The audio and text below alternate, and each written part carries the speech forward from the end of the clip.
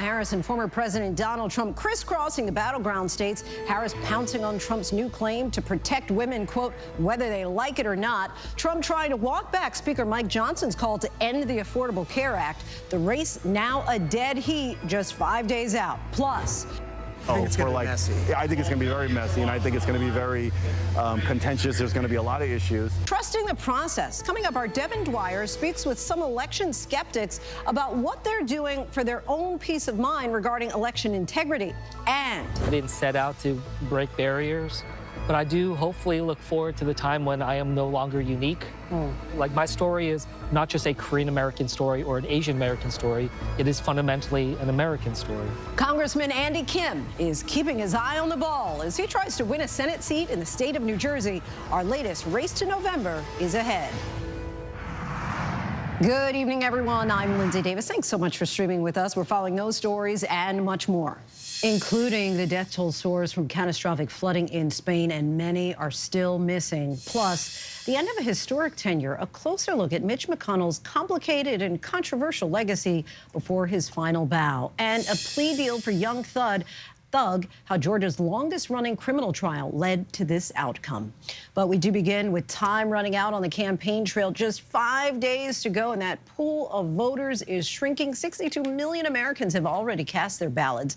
Former President Donald Trump and Vice President Kamala Harris are fighting for those key votes in the battleground states. Tonight, both candidates are in the Silver State, Nevada. Trump is speaking in the Las Vegas area. He's hoping his no taxes on tips proposal will help him win over the many service industry workers there. And Harris is set to speak tonight in Washoe County, the Reno area. It's one of the key counties across the entire country that ultimately could help determine who wins and who loses. She was in another key county in a critical swing state this afternoon, Maricopa County in Phoenix. And the former president was in Albuquerque, New Mexico this afternoon. It's not expected to be a battleground, but it has a large Latino Hispanic population where he was campaigning on border security. Just days to go and so much at stake. We have you covered tonight. Rachel Scott is with the former president in Nevada, but we begin with Mary Bruce with the vice president, also in the Silver State. Tonight, in the final days of this race, the road to the White House leading both candidates to the crucial Western battlegrounds. Vice President Kamala Harris rallying supporters in Phoenix. Are we ready to vote?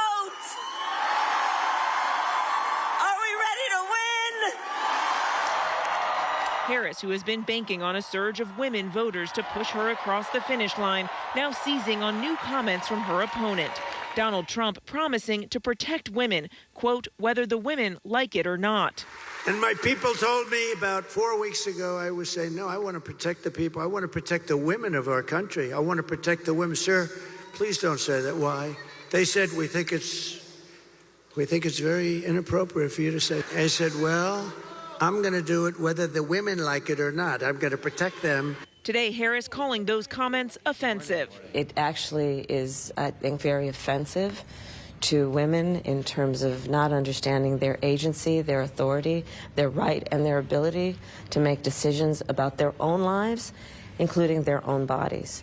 And this is just the latest on a series of reveals by the former president of how he thinks about women. In Phoenix tonight, Harris also zeroing in on the issue of abortion, a focus of her campaign. Trump has repeatedly boasted of appointing 3 of the Supreme Court justices who overturned Roe v. Wade. Today, I see the promise of America in everyone here, in all of you. I see the promise of America in the women who refuse to accept a future without reproductive freedom, and the men who support them. Over 62 million Americans have already voted in this race, and our 538 analysis reveals that in the key battleground states, 55% of those early voters are women. We've seen that kind of gender gap before. But tonight, Trump supporters who are counting on a surge of votes from young men sounding the alarm. Conservative activist Charlie Kirk, who is helping to get out the vote for Trump, posting on social media, if men stay at home, Kamala is president. It's that simple. Men need to go vote now.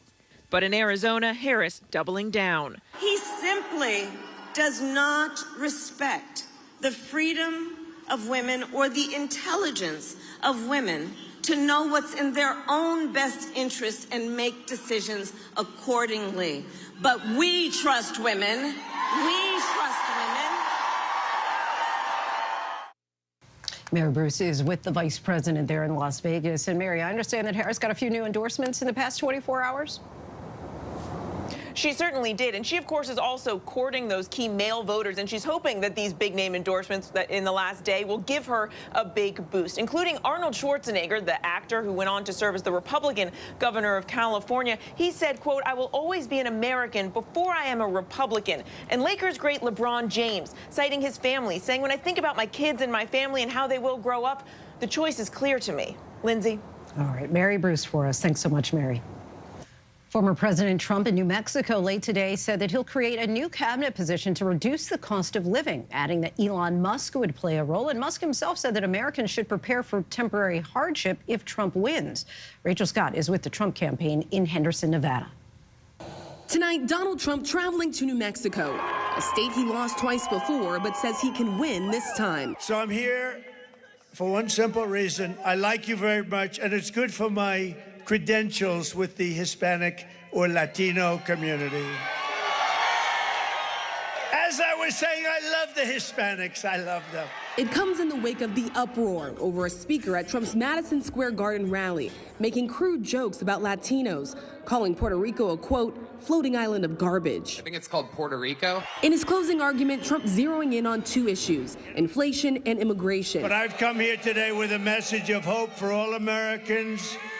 With your vote in this election, I will end inflation. I will stop the massive invasion of criminals into your state, and I will bring back the American dream. Trump today announcing he will create a new cabinet position focused on reducing the cost of living, making this promise. On day one, I will sign an executive order directing every federal agency to immediately remove every single burdensome regulation driving up the cost of goods. But the former president offering no specifics on how any of this would be accomplished. It comes with the Harris campaign pouncing on comments from one of Trump's top supporters, billionaire Elon Musk. Trump says he would put Musk in charge of cutting government waste. Musk says he would cut at least $2 trillion from the federal government. Well, I think we can do at least $2 trillion. Yeah! Yes. $2 trillion. But Musk, whose companies have billions of dollars in federal contracts, acknowledging that such spending cuts, quote, necessarily involves some temporary hardship, but it will ensure long-term prosperity. Today, Kamala Harris's running mate, Minnesota Governor Tim Walz, on the attack. Elon said, American folks, you're going to go through some hardships. Now, you tell me, what the hell does the richest man on earth know about hardship? Trump's focus on inflation comes as new government reports show the overall inflation rate is right on target at 2.1%, what is generally expected.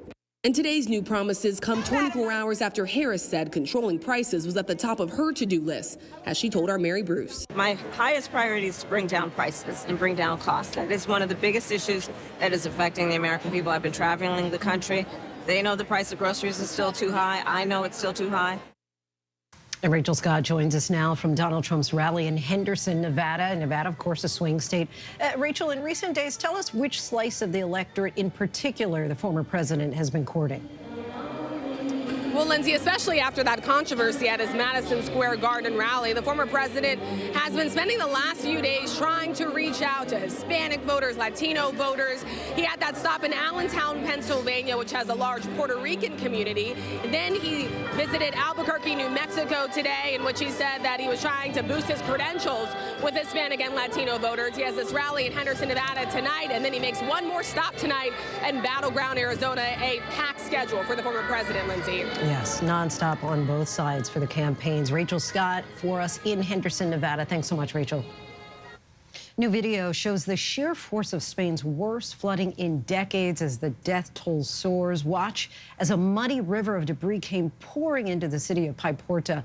An unknown number of people are still missing as we continue to see video of the dangerous surge and the desperation to save those caught in the deluge. Teams have been conducting hundreds of rescues looking for any sign of survivors. Officials say a year's worth of rain fell in just 8 hours.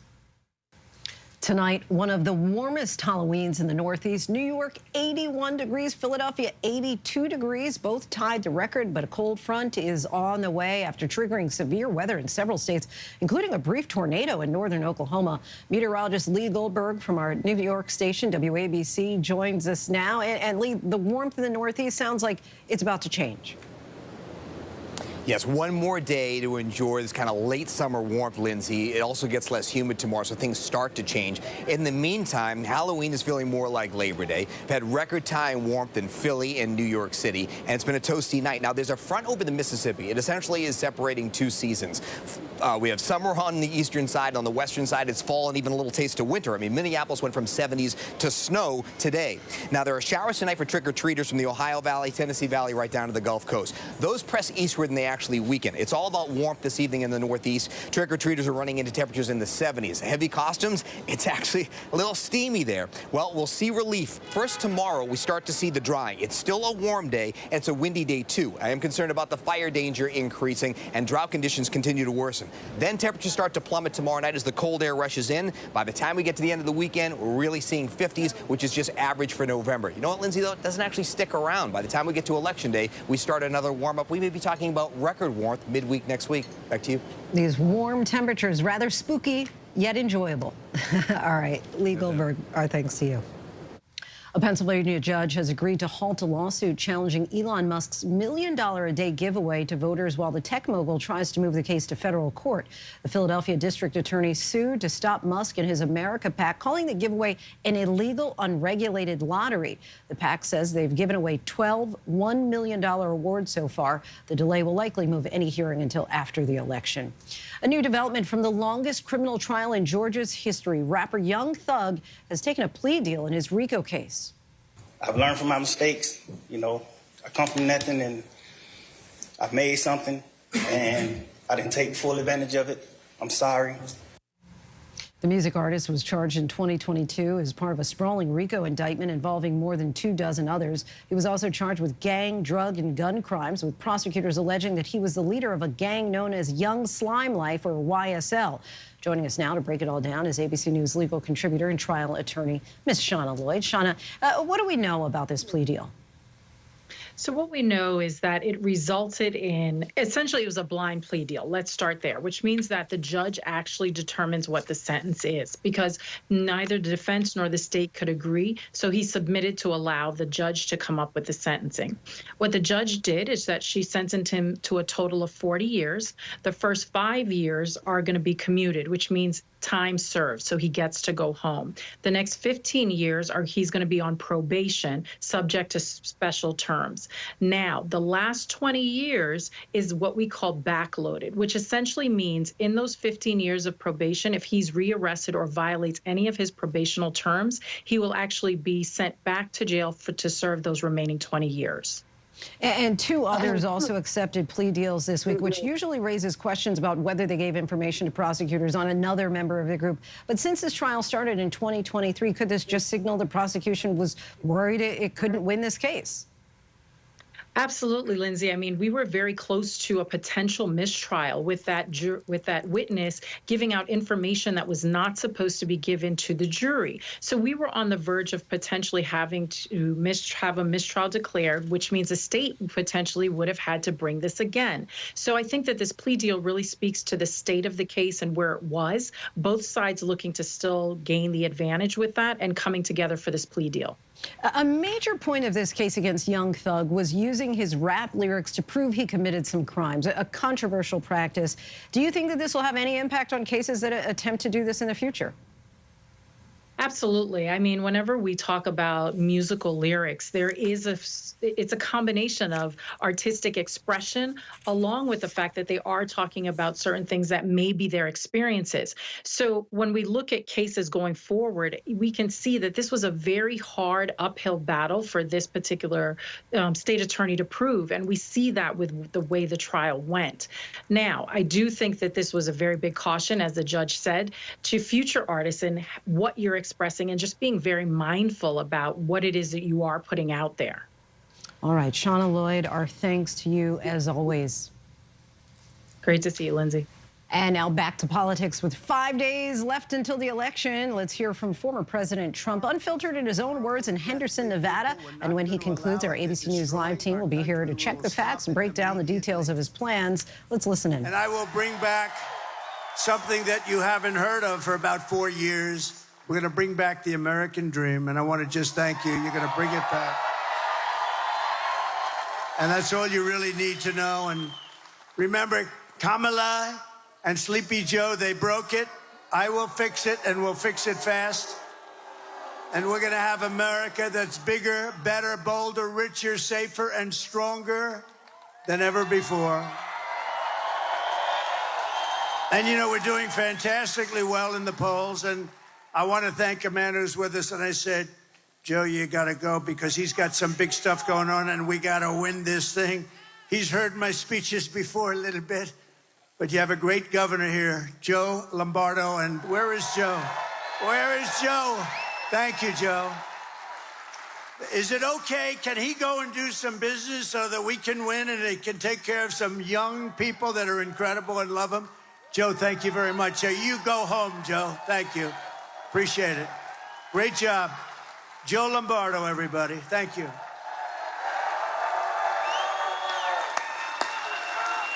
He's a good man. This election is a choice between whether we'll have 4 more years of gross incompetence and failure, or whether we'll begin the 4 greatest years in the history of our country. We're going to bring it back. We're going to bring it back fast.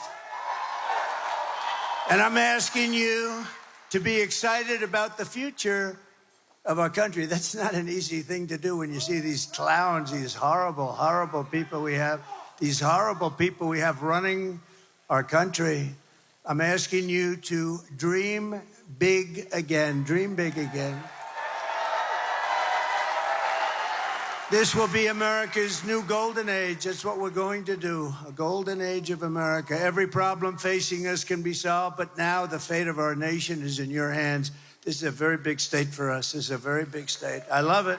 I'm here a lot without campaigning, but I want to tell you this is a big one, and it looks awfully good. It looks, I don't want to say, just keep voting, keep voting. You got to get out and vote. On Tuesday, you have to stand up and you have to tell Kamala that you've had enough. You can't take it anymore. She's horrible, the worst there is. There's never been anybody worse on the border. She's the worst. She is the worst vice president in the history of our country. Kamala, you're fired. Get the hell out of here. You're fired. The worst. Horrible. Horrible. She is horrible. And she lies. Every time she gets up, she tells a lie. Donald Trump will not allow fracking. That's a first, by the way. I won't allow. Donald Trump will not allow drilling for oil, which is going to make us rich as hell. No, he doesn't. No, she lies about everything. IVF, she lies. I feel like I'm the father of IVF. She lies about everything. She's worse than Crooked Hillary, actually. You know, Hillary was a lot smarter, and she lied a lot, but this one lies about everything. She just makes it up as you go. We've been setting records in early voting, as you probably know. Thank you, Michael. Appreciate it.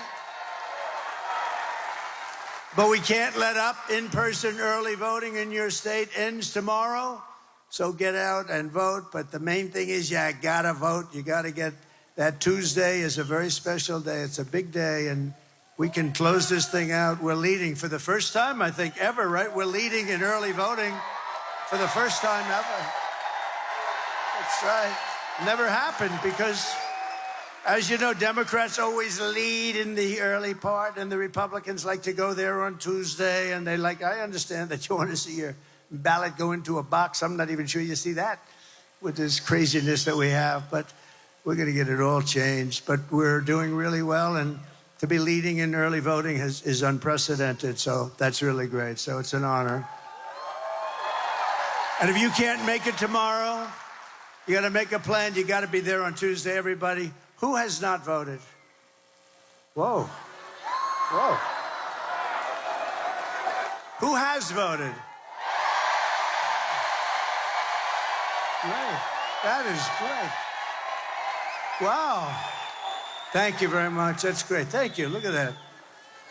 Oh, I'll bet I'd like to know what casino you work for, huh? Look at that. That's great.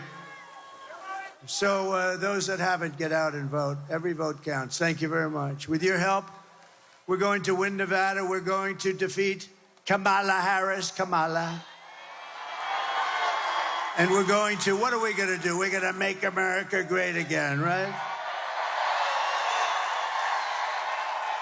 Over the past 4 years, Kamala has orchestrated the most egregious betrayal that any leader in American history has ever inflicted upon our people.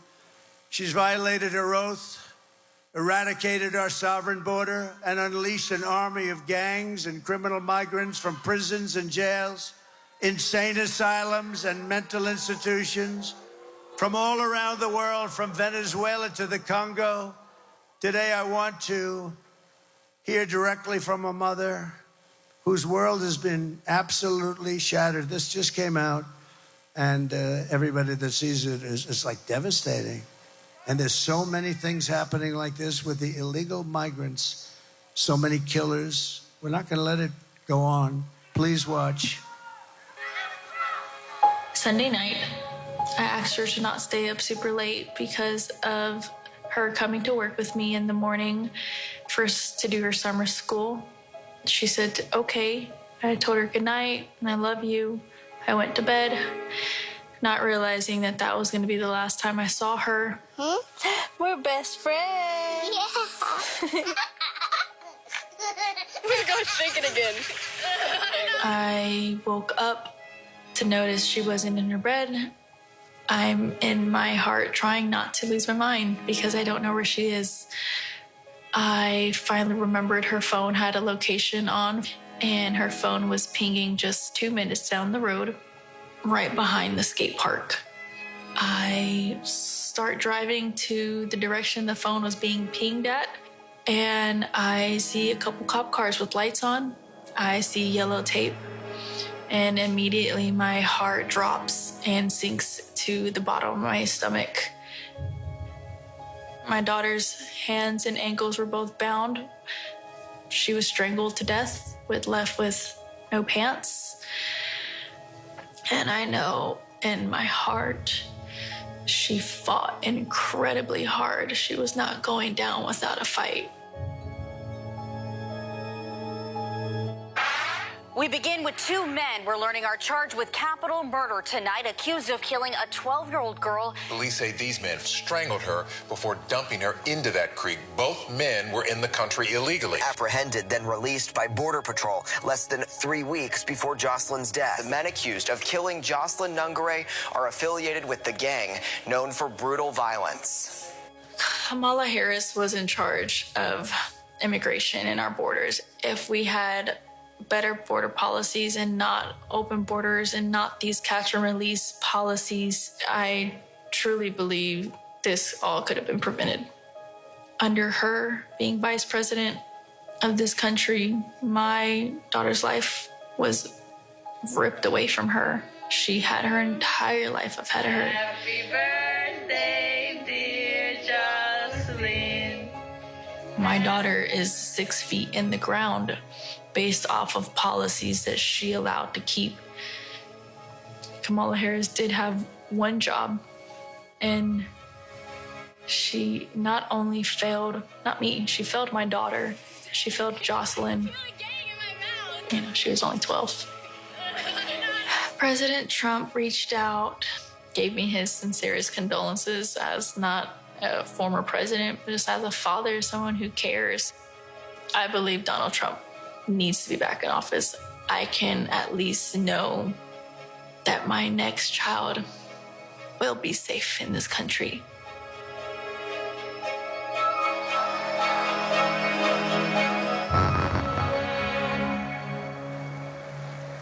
Thank you very much. So sad.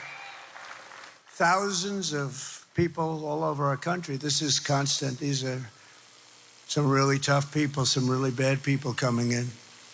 They make our criminals look like nice people. That's how tough they are. They are just so bad. The jails are being emptied into our country. Jails from the toughest countries are being opened up and let in through her stupid open border policies, totally unvetted. Nobody knows who they are, where they come from. Countries you've never even heard of. The day I take office, the migrant invasion ends and the restoration of our country begins.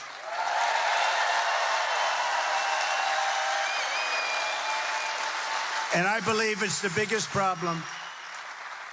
Biden and Harris, you can't say Harris because nobody knows who Harris is. Nobody knows. You say Harris, nobody knows who the hell she is. But that's great. Thank you, darling. Thank you very much. Thank you very much. Thank you.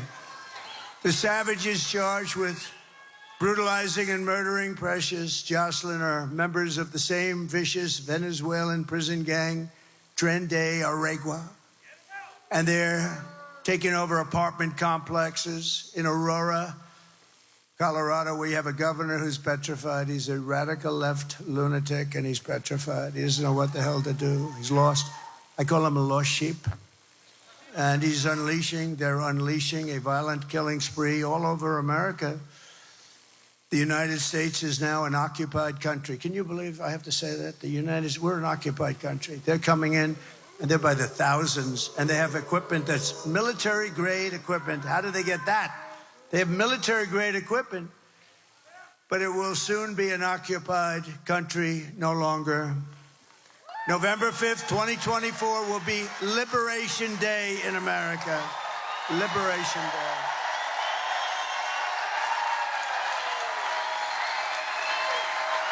On day one, I will launch the largest deportation program in American history. We're going to get them out. We have no choice.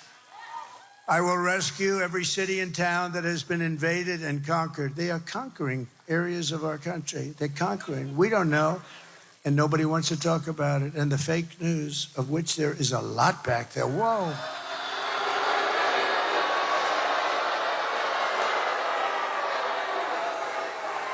It's a lot. They don't want to write about it. They don't want to talk about it.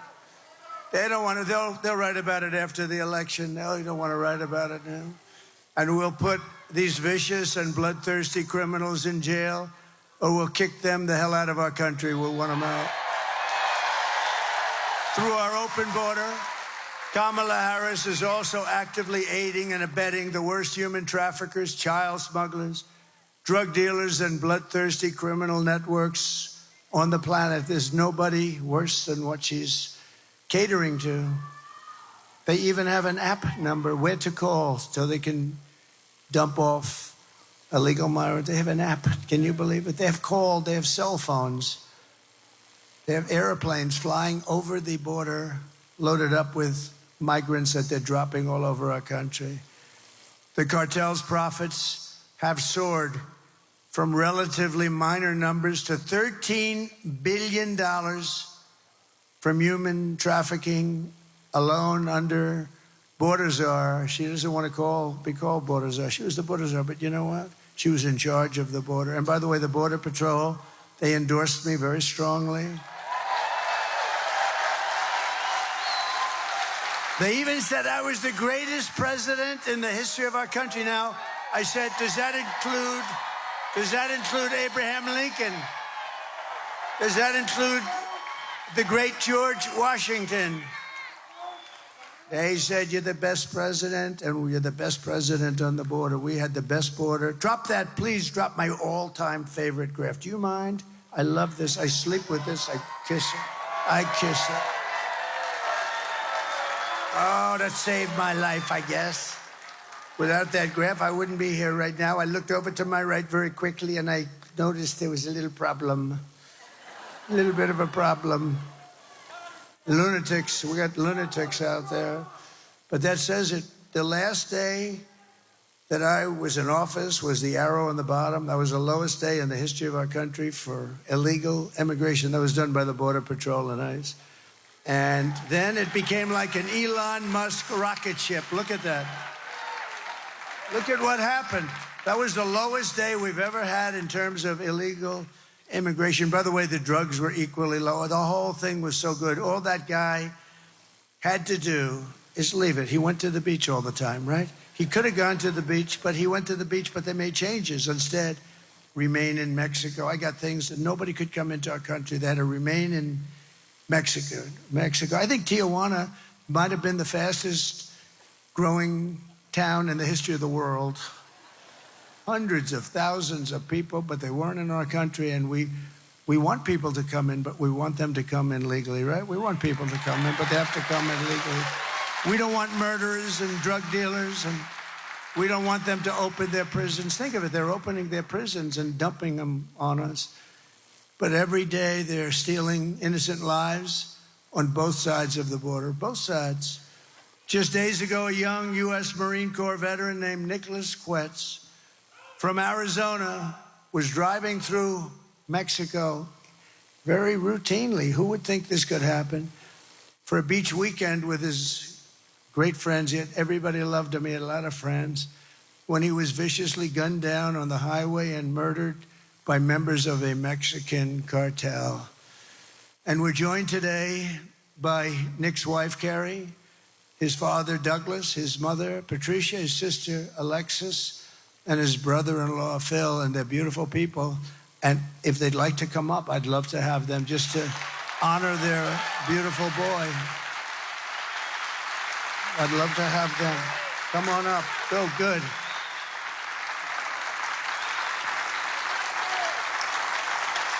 That's great.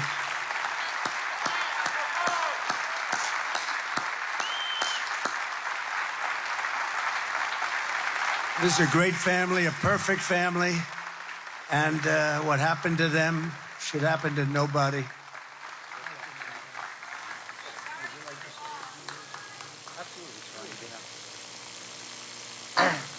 Hey, so unscripted, I really wasn't planning on being here. 2 weeks ago, I was a completely apolitical actor. Anybody outside my own home wouldn't have known who I would have voted for. Today, the situation changed for me 2 weeks ago, Friday. My son was murdered by cowards, shot in the back on the way to the beach in Mexico. The reason I bring that up, and some people have questioned why was he in Mexico? He was in Mexico going to pursue his life, enjoy his life. We grew up as a military family, had been around the water. He loved it. We don't have Arizona Beach, so we call Rocky Point Arizona's beach. A lot of people go there, hundreds of thousands a year, I think, transit there. Plenty of Americans own property down there. So that happened. We got the call from the State Department, very professional. That night, no news in the United States to speak of. Sunday, still no news. Monday, still no news, other than the very most local level with no publication. Tried to get in contact with elected leaders, heard nothing. Tuesday, reached out to my local representative. He put me in contact with Senator Vance. Senator Vance coincidentally was coming to Tucson for a speech that day. I can't imagine how busy Senator Vance, President Trump are running their campaign. Senator Vance, I asked for 2 minutes to talk to him. And, I've met in my line of work, and I'm actually still a current federal employee. That's one of the reasons I've stayed apolitical. I'm a 20-year military retiree, so I've dedicated my entire life to this country and doing...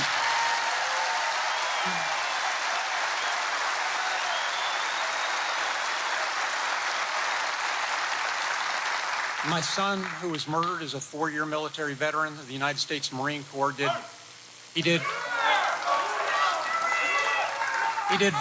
worked on vertical assault from the Osprey, so he'd fast rope out of helicopters. My daughter is actually a drilling Army reservist, and my son-in-law recently medically retired due to issues sustained on active duty. So our family's a military family with generations and generations of service.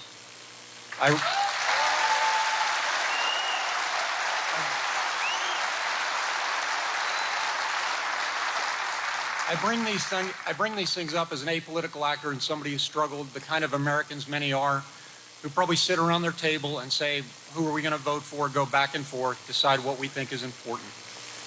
And we struggle on that, and we actually pray on it. And many people ask me, how can I stand up here today 13 days after my son was killed and talk in front of groups? And it is through the grace of God, and I do believe in God and a higher being.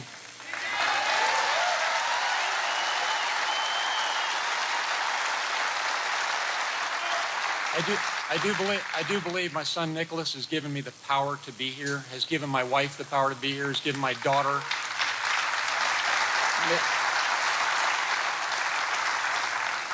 Karime, who is Nick's wife, and my son-in-law Philip. And Philip has done such a great job, so now I have one living son, and that is Phil, because one was stolen by the cartel.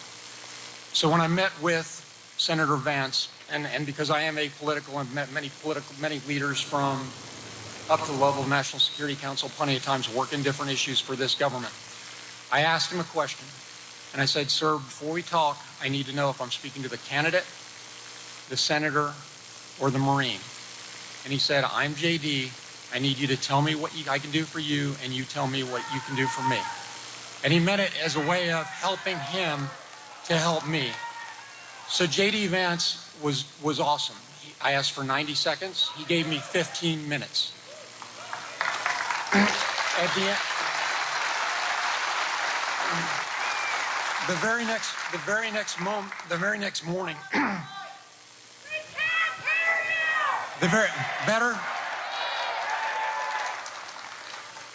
better? The very next morning, and after having tried to reach my elected officials for 5 days, President Trump's office called me. President Trump, in the fight of his life, offered to meet with us. President Trump gave me 15 minutes of his time to talk about what we could do. I asked him for some things, and he helped. I asked him, A, for U.S. involvement, and we know he's candidate Trump right now, and there isn't a seated president. I asked for U.S. involvement in the investigation with the Mexicans. I asked for extradition of the killers after I found out under the current U.S. code, not all can be extradited, only if they're tied to RICO activities. In this case, they probably are tied to RICO activities. They are probably coming back, but I'll defer all questions on his investigation to the FBI. And I asked for a working policy in Mexico. In my career, I worked in, one of the things I worked on was Plan Colombia, very similar situation in security as to what we have in Mexico today. It was supported by Senator Biden. That's out in public record, you can look at it. We have no working policy with Mexico right now. Count the numbers of illegal immigrants, whether they're private, whether they're dangerous or not dangerous, and you'll see a number of about 25 million crossing back and forth. And then when somebody says, why was Nick in Mexico? My son was an hour from our house when he was executed by cowards. That's how close it is. But it is a national security challenge, not a local border state challenge. We have these type of things with Tren de Agua and MS-13, anybody else you want to name, plus unnamed criminal organizations. The cartels, they operate with impunity in Mexico. They've infiltrated every level of their government. The local police are helpless because they're not properly equipped. State police a little bit better, but not, and then the federal.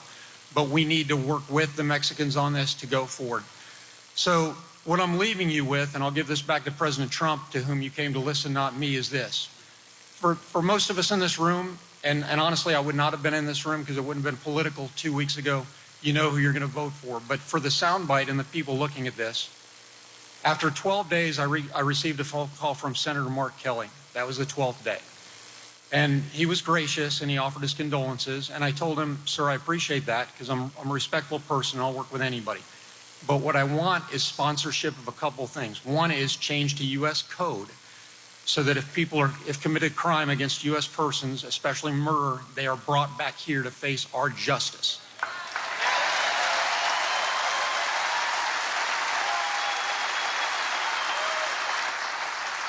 Number two is legislation that is enacted that takes us someplace closer to Plan Mexico that'll institute not only military capability but also institution building.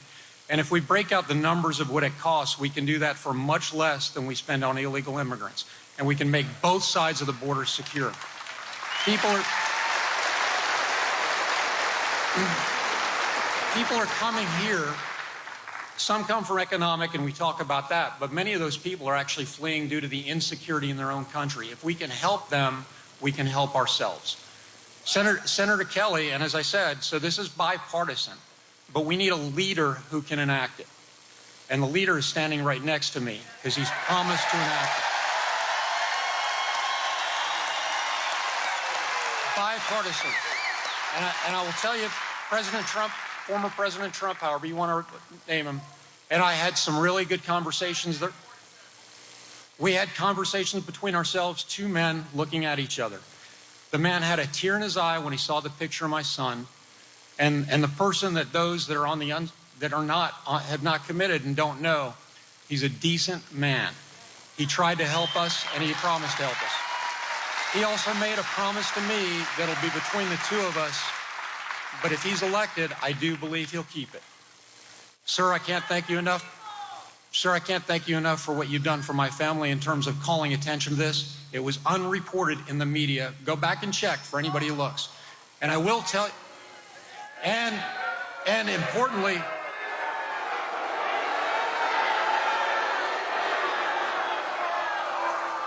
importantly, like I said, Governor Walz was in Arizona last Saturday.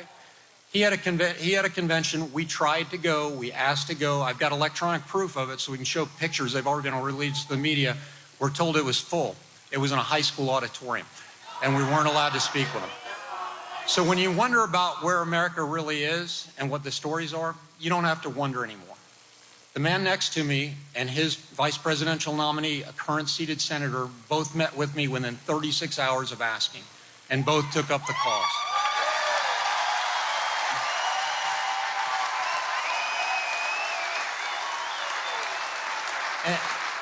And for any troll that is out there and says your son shouldn't have been in Mexico, if it's safe for 25 million people to come here, how can it not be safe for my son to go an hour south of the border?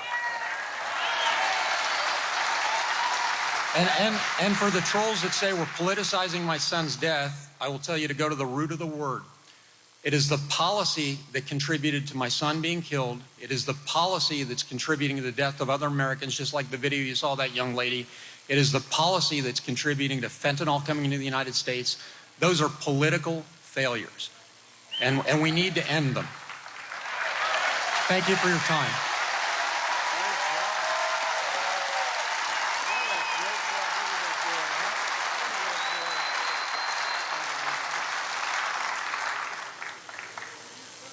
I'm asking you, help us get justice for Nicholas.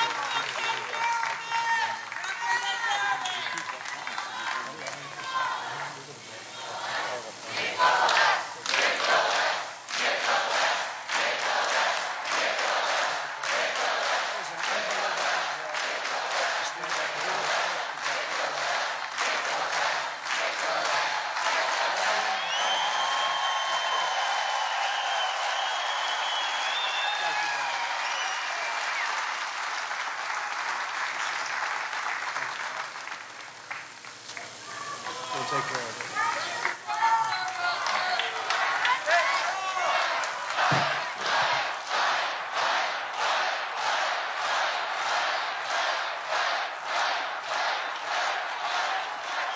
That's incredible. And frankly, to do that, to be able to do that, literally just a few days after this horrible event happened is pretty amazing, I'll tell you. We'll take care of it. We're going to take care of it. We're going to get that guy. We're going to get him. We're going to get him. They know who he is. Can you believe it? They know who he is. Nothing's done. Mexico's going to give him to us.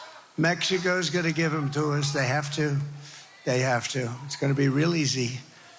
When I'm president, we're going to put the drug smugglers and human traffickers, we're going to put them right out of business. They're killing hundreds of thousands of people in our country. You know, if we had a war, it wouldn't be as bad as this.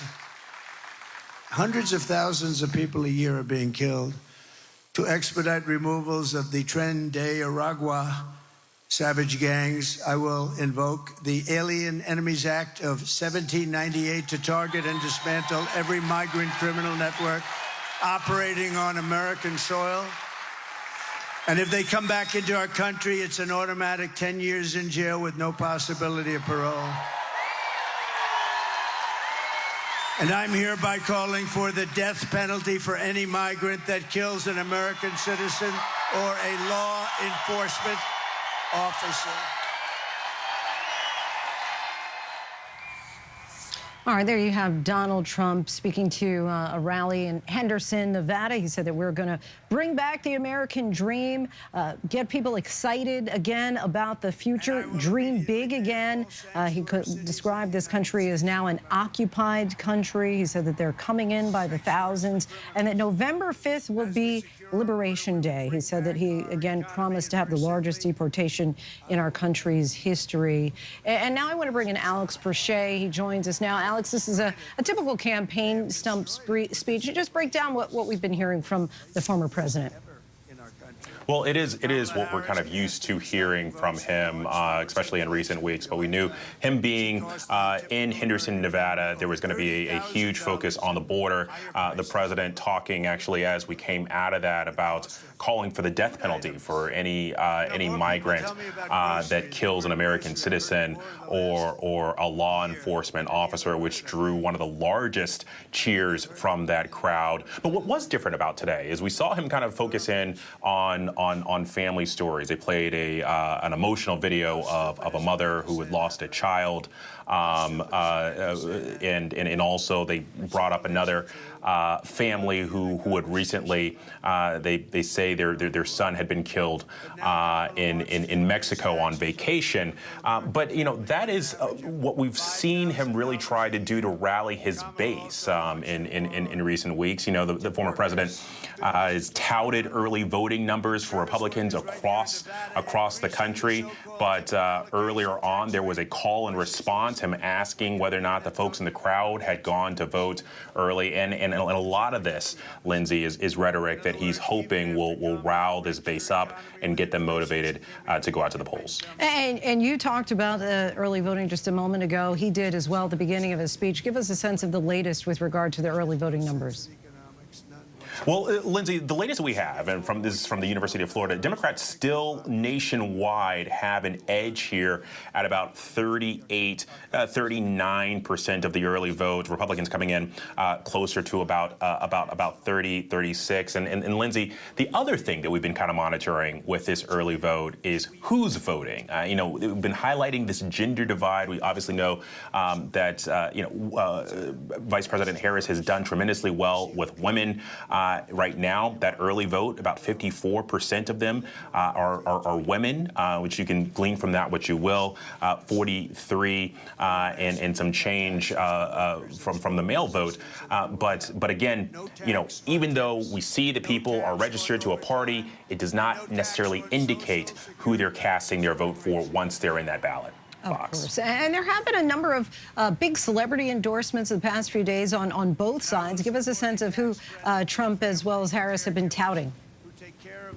Well, you know, what's interesting today is, you know, the biggest endorsements that probably came out for former President Trump today is Jake Paul, the noted YouTuber and boxer.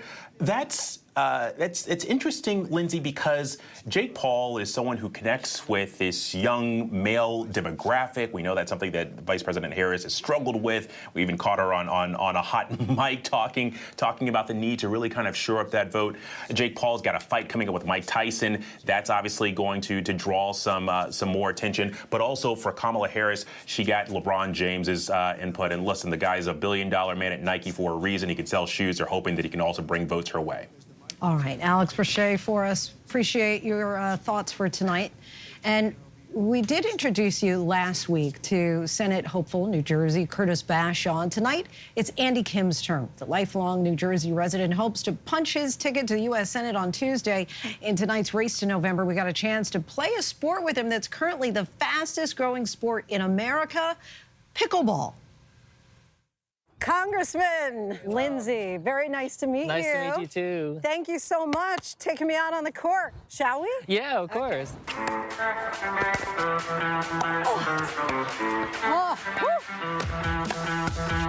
Oh, nice.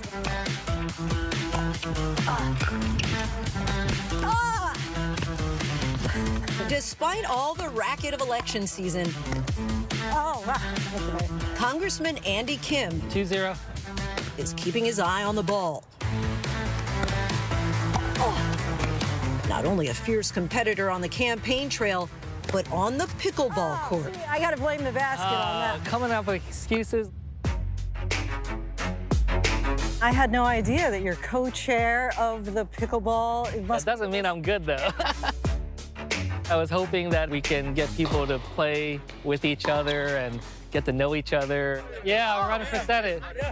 Yeah, that's right. Thank you so much. Good to see y'all. Anything we can do to kind of break down some of the toxicity. Which we all need.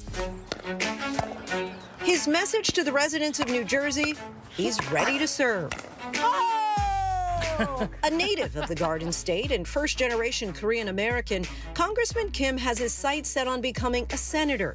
He says it was in this state 50 years ago where his family found they could achieve the American dream after his parents migrated to America. We're going to hopefully celebrate our 50th anniversary in this country as a family by me becoming a U.S. Senator. I'll be the first Korean-American ever in the 120 years that Koreans have been in America. We feel that sense of opportunity over the last 50 years, but I'm doing this work because I'm worried about the next 50 years. Hopefulness and optimism in our country is radically different than it was when I was growing up. Yeah. I don't want that for my kids. So, University of Chicago, you're a Rhodes Scholar, you worked as a national security aide for both Bush and Obama. But at what point do you remember the moment where you said, this is a way I could actually make a difference?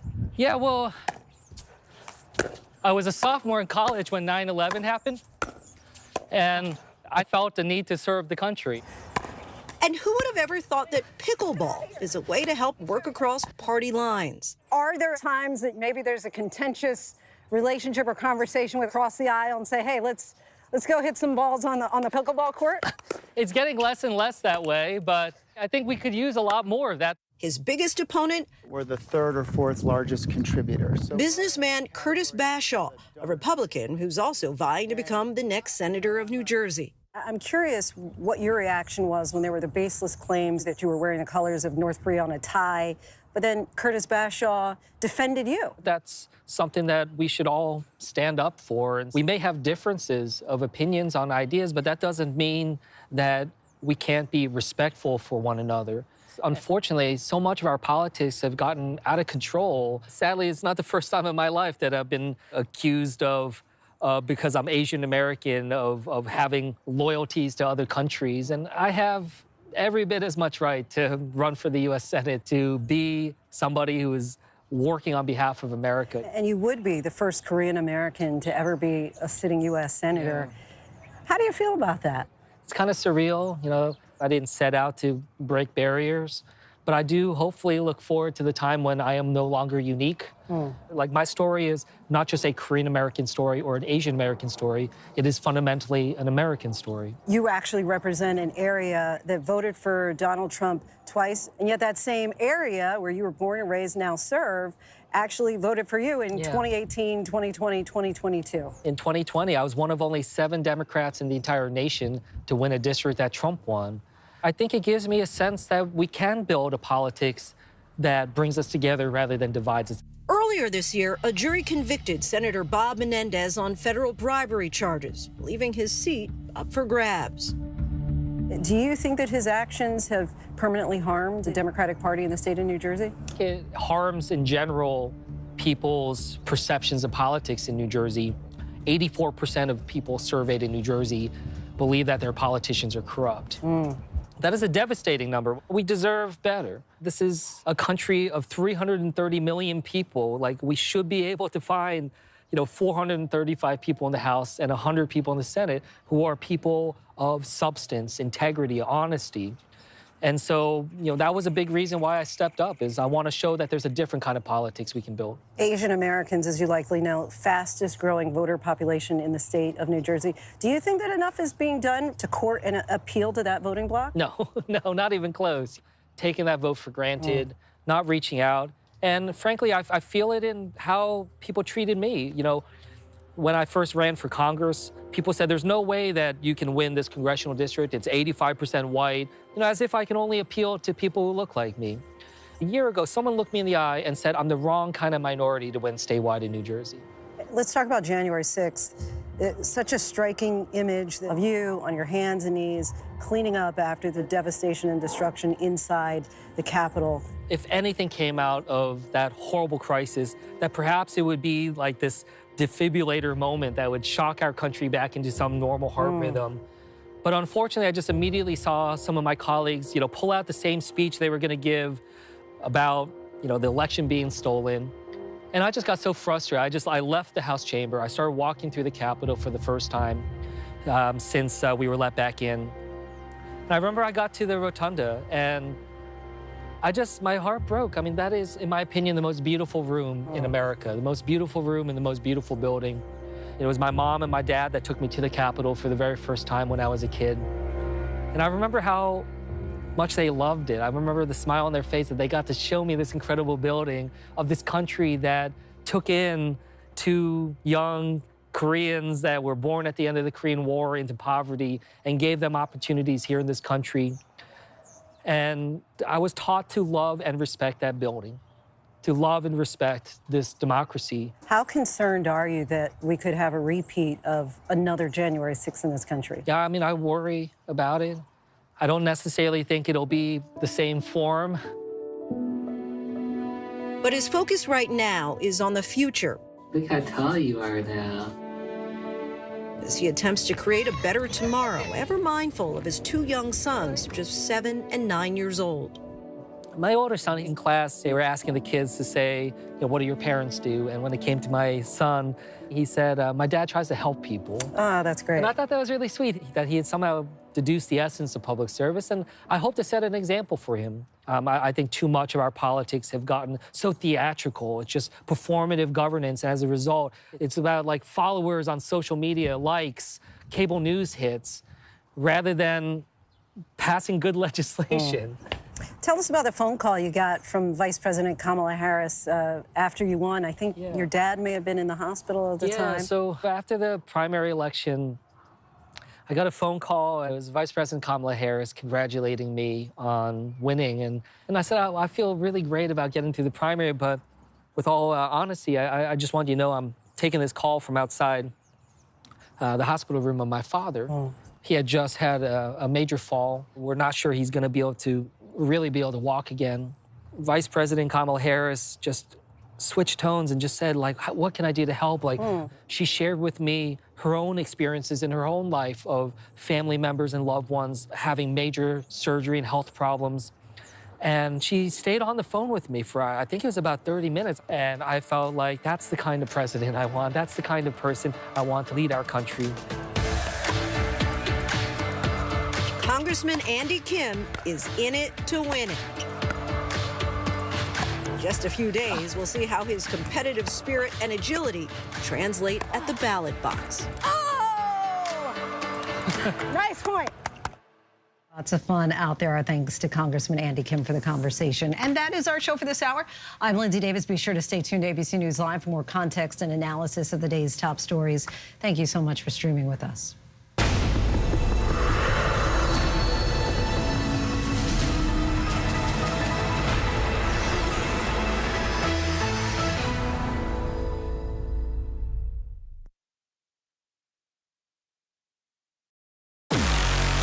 I did terrible things. I hurt a lot of people. I know who you are. Ball is in the air! You're special. Yes, it's a touchdown. What if God made me this way? FX's American Sports Story. Aaron Hernandez. All new Tuesdays at 10 on FX. Stream on Hulu. ABC Election Night. Are you ready to make your voices heard? We will soon be a great nation again. America, we are not going back. We fight for the future. Our country will be greater than ever before. Who will be your next president? When we fight, we win. We will make America great again. Election night, this is where America turns for answers. ABC Election Night Live. Reporting from Monterey Park, California, I'm Robin Roberts. Wherever the story is, we're going to take you there. You're streaming ABC News Live.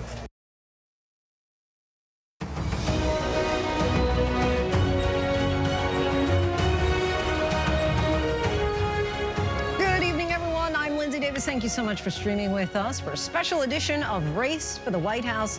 Just 5 days to go, and that pool of voters is shrinking. 62 million Americans have already cast their ballots. Former President Donald Trump and Vice President Kamala Harris are fighting for those key votes in the battleground states, and tonight both candidates are in the Silver State, talking about Nevada. Trump is speaking in the Las Vegas area. He's hoping his no taxes on tips proposal will help him win over the many service industry workers there.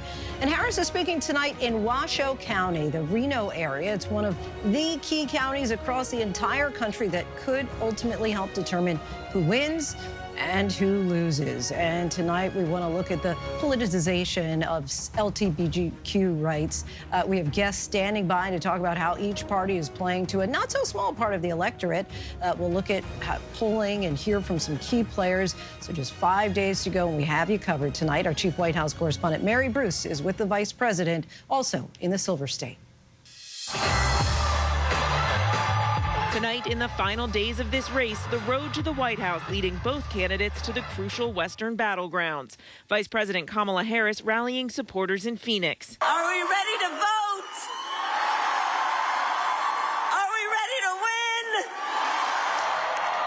Harris, who has been banking on a surge of women voters to push her across the finish line, now seizing on new comments from her opponent. Donald Trump promising to protect women, quote, whether the women like it or not. And my people told me about 4 weeks ago, I was saying, no, I want to protect the people. I want to protect the women of our country. I want to protect the women. Sir, please don't say that. Why? They said, we think it's very inappropriate for you to say. I said, well, I'm going to do it whether the women like it or not. I'm going to protect them. Today, Harris calling those comments offensive. It actually is, I think, very offensive to women in terms of not understanding their agency, their authority, their right, and their ability to make decisions about their own lives, including their own bodies. And this is just the latest on a series of reveals by the former president of how he thinks about women. In Phoenix tonight, Harris also zeroing in on the issue of abortion, a focus of her campaign. Trump has repeatedly boasted of appointing 3 of the Supreme Court justices who overturned Roe versus Wade. Today, I see the promise of America in everyone here, in all of you. I see the promise of America in the women who refuse to accept a future without reproductive freedom, and the men who support them. Over 62 million Americans have already voted in this race, and our 538 analysis reveals that in the key battleground states, 55% of those early voters are women. We've seen that kind of gender gap before. But tonight, Trump supporters who are counting on a surge of votes from young men sounding the alarm. Conservative activist Charlie Kirk, who is helping to get out the vote for Trump, posting on social media, if men stay at home, Kamala is president. It's that simple. Men need to go vote now. But in Arizona, Harris doubling down. He simply does not respect the freedom of women or the intelligence of women to know what's in their own best interest and make decisions accordingly. But we trust women. We trust women. Mary Bruce reporting with the vice president. And former President Trump was in New Mexico late today saying that he'll create a new cabinet position to reduce the cost of living, adding that Elon Musk would play a role. And Musk himself said that Americans should prepare for temporary hardship if Trump wins. Rachel Scott is with the Trump campaign in Henderson, Nevada.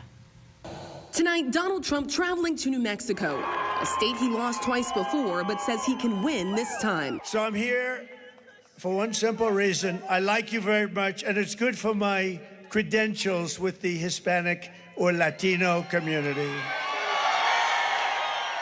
As I was saying, I love the Hispanics. I love them. It comes in the wake of the uproar over a speaker at Trump's Madison Square Garden rally, making crude jokes about Latinos, calling Puerto Rico a, quote, floating island of garbage. I think it's called Puerto Rico. In his closing argument, Trump zeroing in on two issues, inflation and immigration. But I've come here today with a message of hope for all Americans. With your vote in this election, I will end inflation. I will stop the massive invasion of criminals into your state. And I will bring back the American dream. Trump today announcing he will create a new cabinet position focused on reducing the cost of living, making this promise. On day one, I will sign an executive order directing every federal agency to immediately remove every single burdensome regulation driving up the cost of goods. But the former president offering no specifics on how any of this would be accomplished. It comes with the Harris campaign pouncing on comments from one of Trump's top supporters, billionaire Elon Musk. Trump says he would put Musk in charge of cutting government waste. Musk says he would cut at least $2 trillion from the federal government. Well, I think we can do at least $2 trillion. Yeah! Yes. $2 trillion. But Musk, whose companies have billions of dollars in federal contracts, acknowledging that such spending cuts, quote, necessarily involves some temporary hardship, but it will ensure long-term prosperity. Today, Kamala Harris's running mate, Minnesota Governor Tim Walz, on the attack. Elon said, American folks, you're going to go through some hardships. Now, you tell me, what the hell does the richest man on earth know about hardship? Trump's focus on inflation comes as new government reports show the overall inflation rate is right on target at 2.1%, what is generally expected. And today's new promises come 24 hours after Harris said controlling prices was at the top of her to-do list, as she told our Mary Bruce. My highest priority is to bring down prices and bring down costs. That is one of the biggest issues that is affecting the American people. I've been traveling the country. They know the price of groceries is still too high. I know it's still too high. Our thanks to Rachel Scott.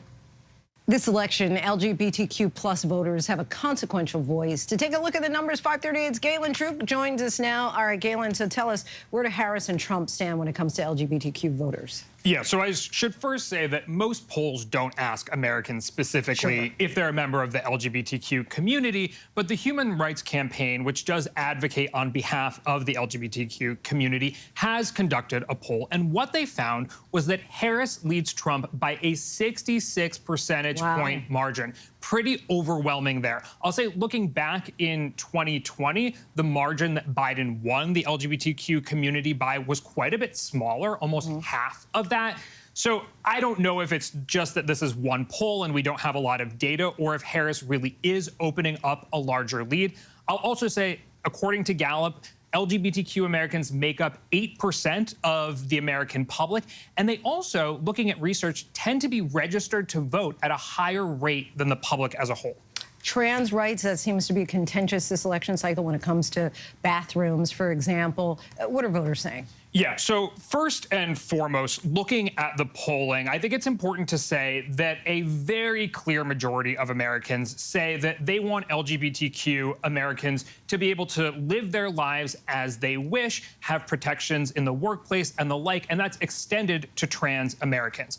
But when you look at some of these more specific issues, for example, trans girls in girls' sports, 66% of Americans say that they never or in very rare cases support that. Or another example would be gender-affirming care for minors. A majority of Americans, 54%, according to a NORC poll, said that they favor laws that ban that care for minors. So I should say, in general, there is a lot of acceptance for the LGBTQ community. There is skepticism about some of those policies. And I want to say one final thing here, which is in that poll, 77% of Americans said either way, they viewed this conversation about trans rights, for example, as a distraction from some of the more important political issues facing the country. All right.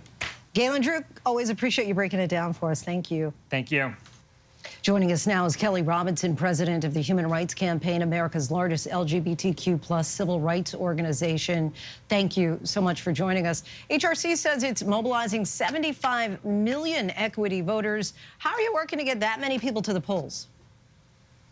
Yeah, our equality voters are voters that care about LGBTQ plus issues when deciding who to vote for. And the beautiful thing about them is, yes, they're members of the LGBTQ community, but they're also our allies, our friends, our parents, our grandparents, our neighbors, right, that are showing up because they know that our rights and our lives are on the line. And I'm proud to say that already 19 million equality voters have cast their ballot.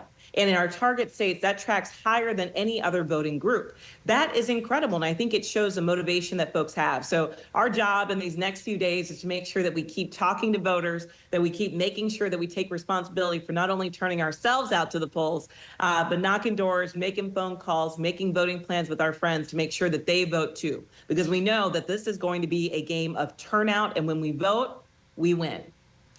Your organization supports Vice President Harris in the race for the White House. What do you think another Trump presidency would mean for the LGBTQ plus community?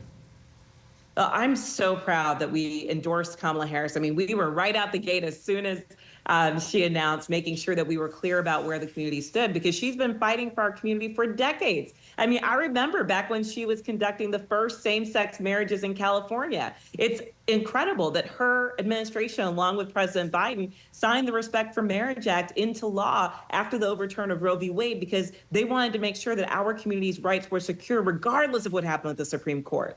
The opposite of that is Donald Trump and J.D. Vance. You don't have to look further than Project 2025 to see how they are trying to roll back the progress, not only of the last 4 years or 40 years, but of the last 400. I mean, they are talking about a national abortion ban. They're talking about not eliminating non-discrimination protections for the LGBTQ plus community. They are talking about eliminating institutions like the Department of Education and the Department of Labor that have gone so far in making sure that at work and at school, we are treated with equality. So this is really not just about candidates. This is about really futures for our country and whether or not we have a future where LGBTQ plus people are seen as human. Do you feel the Biden administration has made progress, significant progress in protecting and expanding LGBTQ plus rights? Absolutely. They have been the most pro-equality administration that we have ever seen. I mean, from day one, he came in and eliminated the ban on trans people serving in the military that Trump, put into place by tweet during his presidency. They did work to make sure that they eliminated the blood ban for gay and bisexual men, increasing our ability to give blood and support our communities. And I've already talked about the Respect for Marriage Act. These are just key examples of how they have been champions for us. Now, don't get me wrong, there's still work to do. If and when Kamala Harris is elected, we want to go to work to pass the Equality Act, because a lot of folks don't know that right now, there are not nationwide non-discrimination protections on the basis of sexual orientation and gender identity. And what that means is, if I'm kicked out of a restaurant in Texas, I got to figure out, is it because I'm Black? Is it because I'm a woman? Or is it because I'm a member of the LGBTQ plus community? Because not all of those are illegal in every state. Non-discriminating against all those groups is not illegal in every state. So we still have a lot of work to do, but I am incredibly proud of the progress the Biden-Harris administration has moved and what could be possible with the Harris-Walz administration. All right. Kelly Robinson, president of the Human Rights Campaign, we thank you so much for your time. Thank you. In the final weeks of the presidential campaign, former President Trump and other Republicans have run ads arguing transgender females should not play in women's sports teams, use women's bathrooms, or be allowed to tap government money to fund their specific health care needs. Here's one such ad. Kamala supports taxpayer-funded sex changes for prisoners. Surgery. For prisoners. For prisoners. Every transgender inmate in the prison system would have access. Joining us now is transgender activist and author Raquel Willis, who is also co-founder of the Gender Liberation Movement. Raquel, thank you so much for coming back on with us. Many of these ads showed transgender women, girls, and drag performers who had no idea that their images were being used without their knowledge or consent. What if it had been your picture? Well, I definitely would have felt violated. And I think even without it being my picture or the picture of so many other transgender folks, we know that trans folks are being used as another villain for the GOP in this election. When people are polled, we know that the issues targeted in these ads are not high on their list of concerns. What do you believe is the goal here? Just like I said, I mean, I think it's about sowing division and fear. And it's really weaponizing a lot of the ignorance that is already out there about the trans community. You know, I've been on with you previously, and thank y'all for having me on here on ABC to talk about what it's like to be a transgender activist and a writer and all of these different things. But most Americans do not necessarily have access to authentic, vulnerable stories from the source, from actually trans people. Unfortunately, the GOP and folks who don't necessarily see it for the trans community or the LGBTQ plus community writ large get to dominate this discussion. And what I really want the Harris campaign to lock down on, and I think Walz has done a fairly good job on this, is to let people understand that trans folks are human. You mentioned Tim Walz. I'm curious, do you think that Kamala Harris herself has been the advocate that you'd like to be?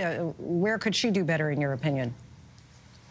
Well, I think that Kamala Harris has not necessarily been the advocate that the trans community needs in this time.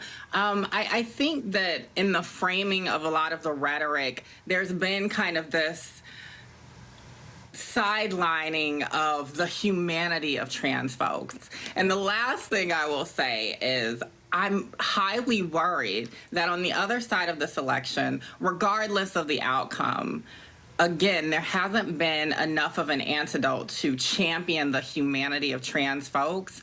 And so even if there is a Harris win, transgender folks writ large will still be dealing with an overwhelmingly ignorant populace because of these ads, because people are seeing them in the middle of sporting events, in the middle of entertainment, and they're not getting the true stories from trans folks on our own terms. Transgender activist and author Raquel Willis, we thank you so much for your time. Always appreciate it.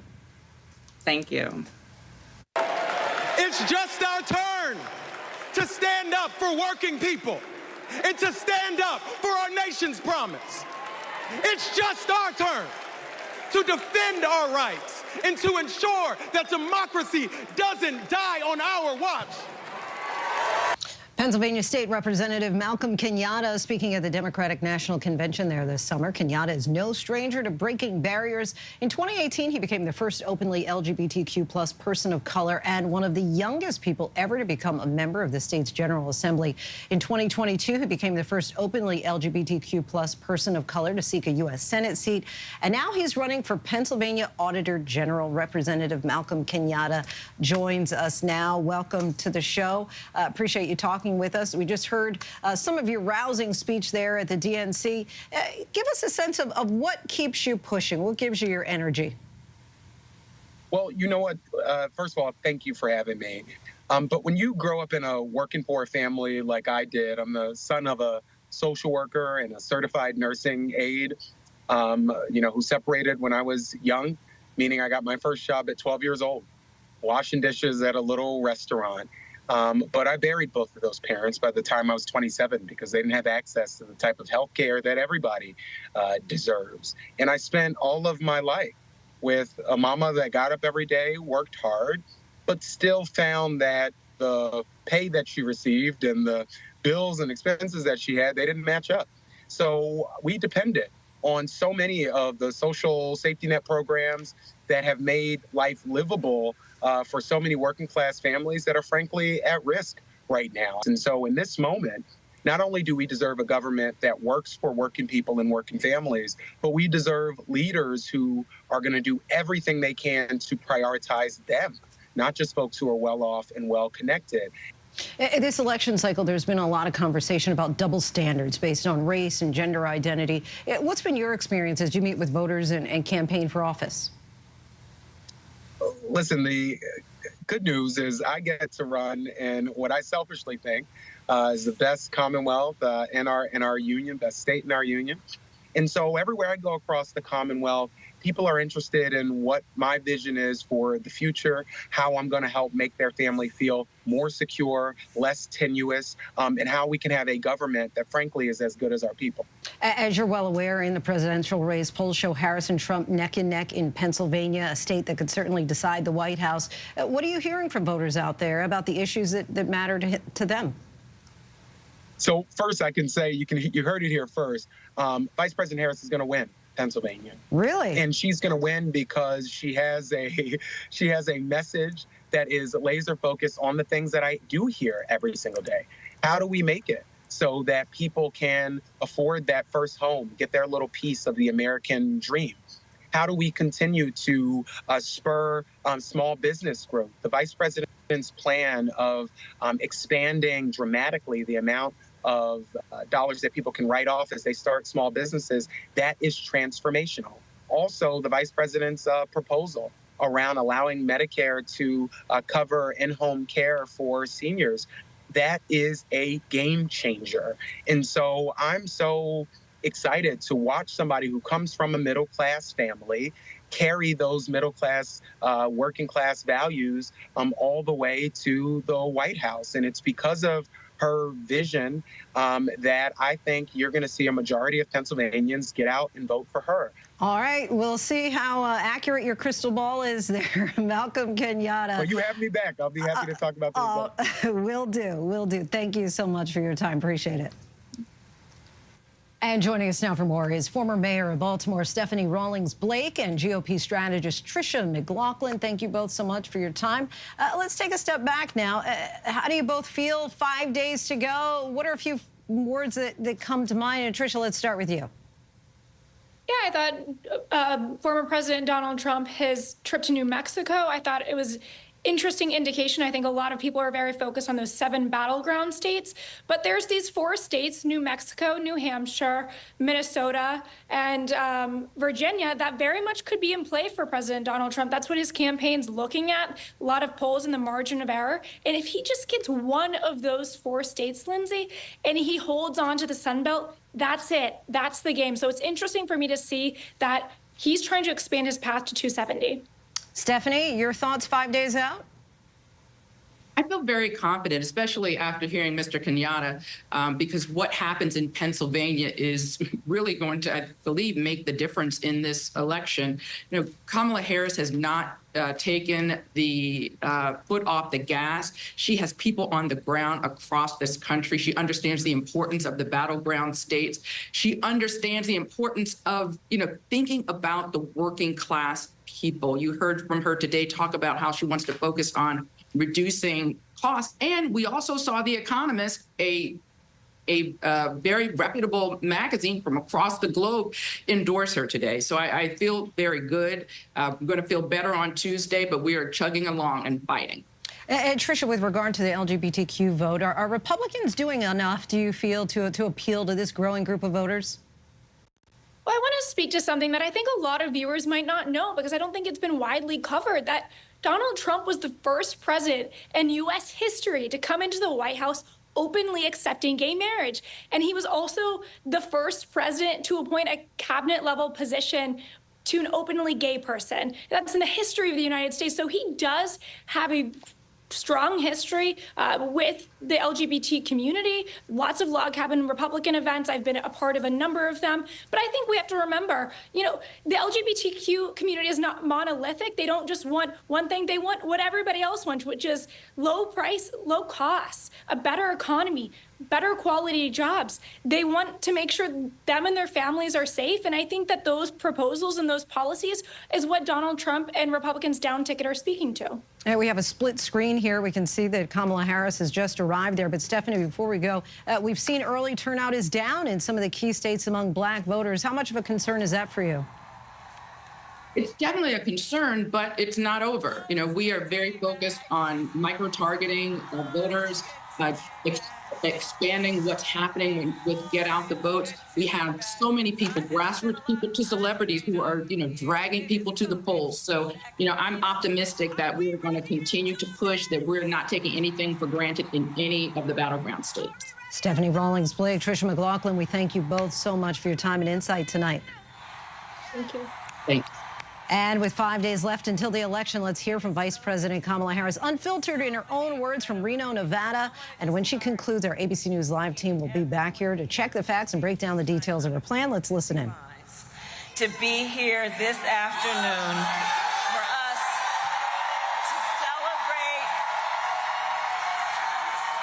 to celebrate each other and community. And I thank you, everyone. I want to thank my dear, dear friend, Senator Catherine Cortez Masto.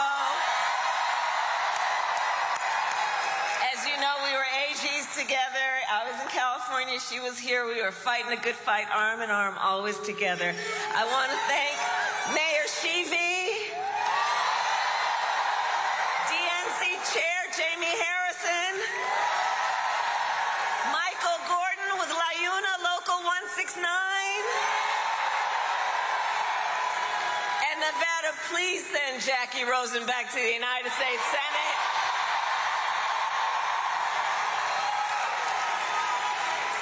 And to all the tribal, elected, and community leaders with us today, I thank you. I thank you. I thank you. So, Reno, tomorrow, well, by the way, happy Halloween. So tomorrow, Friday, November 1st, is the last day to vote early in person. And if you are voting by mail, please do not wait. Sign the envelope and return your ballot today. Your ballot must be returned to a drop box or postmarked by Election Day next Tuesday, November 5th. So please help get the word out and ask people to go to iwillvote.com if they're not sure. Spread the word.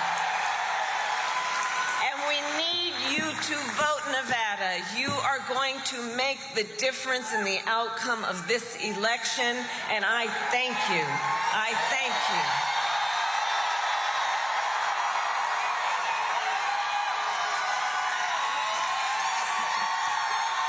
So, okay, we got some work to do. Okay, we have 5 days left in one of the most consequential elections of our lifetime, and we do have work to do. But here's the thing I know about everybody here. We like hard work. Hard work is good work. Hard work is joyful work. And make no mistake, we will win. We will win.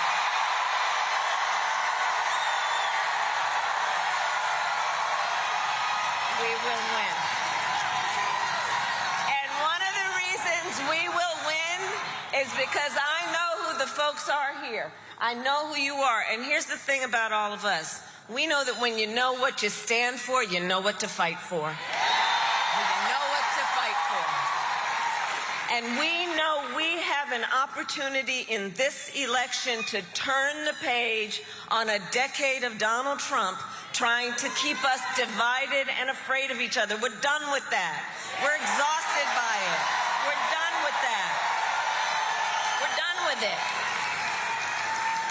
And Reno, this is the thing. We know that this is not who we are. That's not who we are. And it is time for a new generation of leadership in America. And I am ready to offer that leadership as the next president of the United States.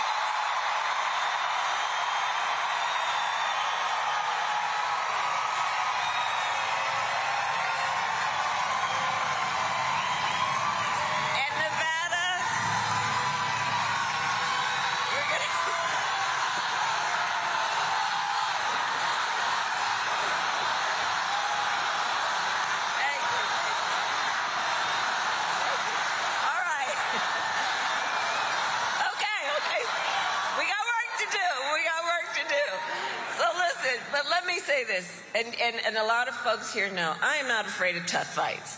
For decades, as a prosecutor and as top law enforcement officer of the first cousin of Nevada, California, I won fights. I won fights with Catherine against the big banks that ripped off homeowners. against for-profit colleges that scammed veterans and students, against predators who harmed women and children, against the cartels that trafficked in guns and drugs and human beings. And it is my pledge to you that if you give me the chance to fight on your behalf as president, there is nothing in the world that will stand in my way of fighting for you.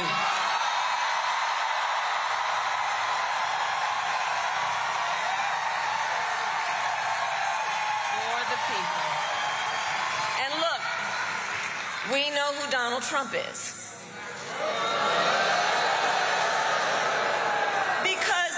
We all know he is not someone who is thinking about how to make your life better.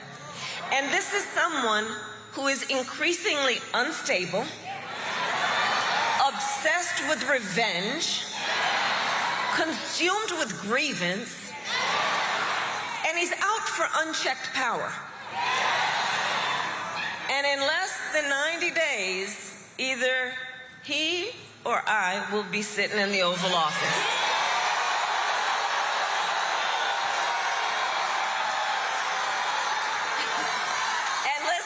Here's what we can imagine, right? We've all seen on TV, you've seen the Oval Office, but here's the thing. We have to get the word out to help people even just visually imagine what that day will be.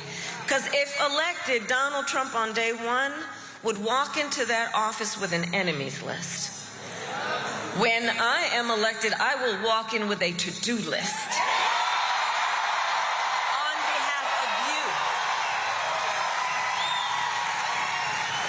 The top of my list is bringing down your cost of living. That will be my focus every single day as president. I will give a middle-class tax cut to over 100 million Americans. Enact the first ever federal ban on corporate price gouging on groceries. I've taken on that issue before. Take it on again. I will make housing more affordable by building more homes and taking on corporate landlords who unfairly buy up all these properties and jack up rents. We will fight for working families by raising the minimum wage and eliminating taxes on tips for service and hospitality workers. And if you're caring for an elderly parent, I took care of my mother when she was sick. Listen, this is personal for me, as so many of these issues. If you are taking care of an elderly parent, my plan will cover the cost of home health care for seniors with Medicare. So you don't have to deplete whatever savings you got to qualify for Medicaid. It's just about dignity so that seniors can stay in their homes and you can be able to do all that you need to do, especially if any of you are in that sandwich generation, raising young kids while you're taking care of your parents. It's just about dignity. My plan will lower the cost of childcare, same point. We will also cut taxes for small businesses. Can I see the small business owners who are here?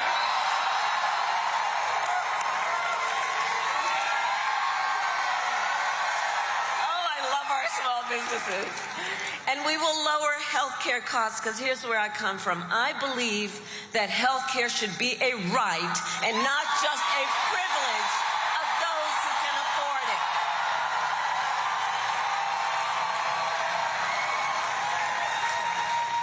So this is about values, right? How do you think about what people need to live with dignity, to live where they are able to work and know that it actually means something, that is not just about getting by, but getting ahead. On the other hand, Donald Trump's answer to the financial pressures you face is the same as it was the last time. Another $1 trillion in tax cuts for billionaires and big corporations. And this time he will will pay for it with a 20% national sales tax on everything you buy that is imported. Just imagine, on clothes, food, toys, cell phones.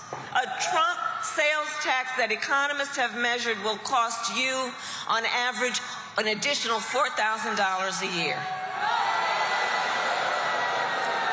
And on top of that, Donald Trump still wants to get rid of the Affordable Care Act, also known as Obamacare.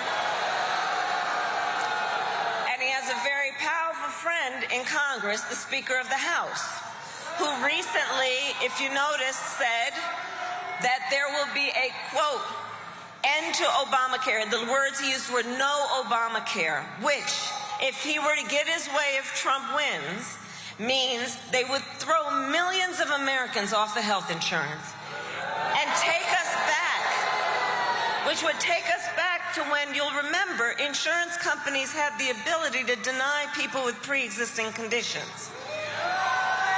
But Nevada, we are not going back. We are not going back. We are not going back.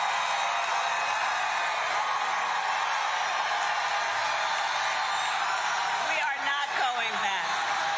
We're not going back. We're not going back.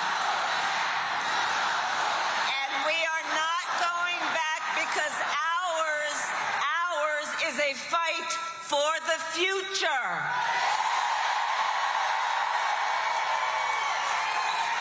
And ours is a fight for freedom.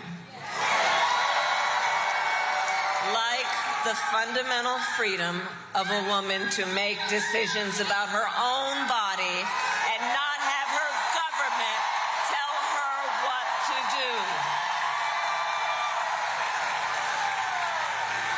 And we all remember how we got here. Donald Trump hand-selected 3 members of the United States Supreme Court to overturn Roe versus Wade. They did, and now 1 in 3 women in America lives in a state with a Trump abortion ban. Many with no exceptions for rape or incest. You know what? Let me say something about this. We're here because we're fighting for a democracy. Fighting for a democracy. And understand the difference here. Understand the difference here. Moving forward. Moving forward. Understand the difference here. What we are looking at is a difference in this election. Let's move forward and see where we are. Because on the issue, for example, of freedom of choice, that's okay. That's all right. That's all right. That's okay. That's all right. You know what? Democracy can be complicated sometimes. It's okay. We're fighting for the right for people to be heard and not jailed because they speak their mind. We know what's at stake. And on the issue of freedom, listen, Donald Trump's not done. Did anybody hear what he had to say just yesterday? And I'll tell you, it was outrageous. So he said, on the issue of freedom of choice, reproductive freedom, he said that he will do what he wants because, quote, this is his perspective, he will do it whether the women like it or not. Whether the women like it or not. Can you imagine? And this is not the first time he has told us. He does not believe women should have authority or agency over their own bodies. This is the same person who said that women should be punished for their choices. And what we know is we know what we are seeing. This is someone who simply does not respect the freedom of women or the intelligence of women to make decisions about their own lives. And we know that what he has planned includes a national abortion ban, restricting access to birth control, putting IVF treatments at risk, and forcing states to monitor women's pregnancies. You don't have to take my word for it. Google Project 2025. Read the plans for yourselves. And I know we all know that one does not have to abandon their faith or reasonably held beliefs to agree that the government should not be telling her what to do with her body.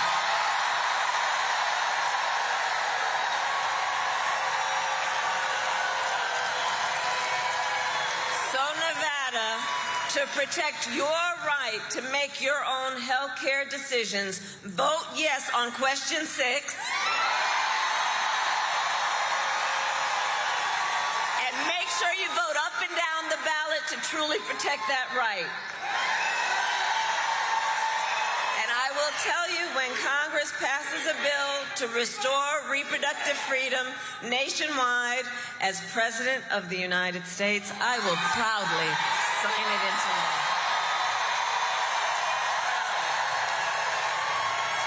Proudly.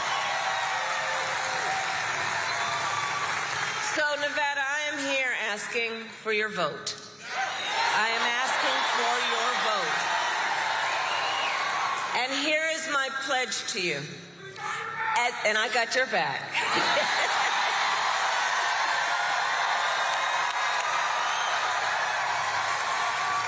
As President, I pledge to you to seek common ground and common sense solutions to the challenges you face.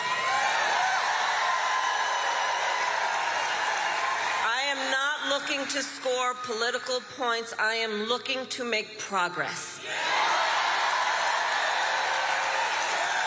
And I pledge to listen to experts, to listen to those who will be impacted by the decisions I make, and to listen to people who disagree with me. Because that's what real leaders do. That's what real leaders do. And unlike Donald Trump, I don't believe that the people who disagree with me are the enemy.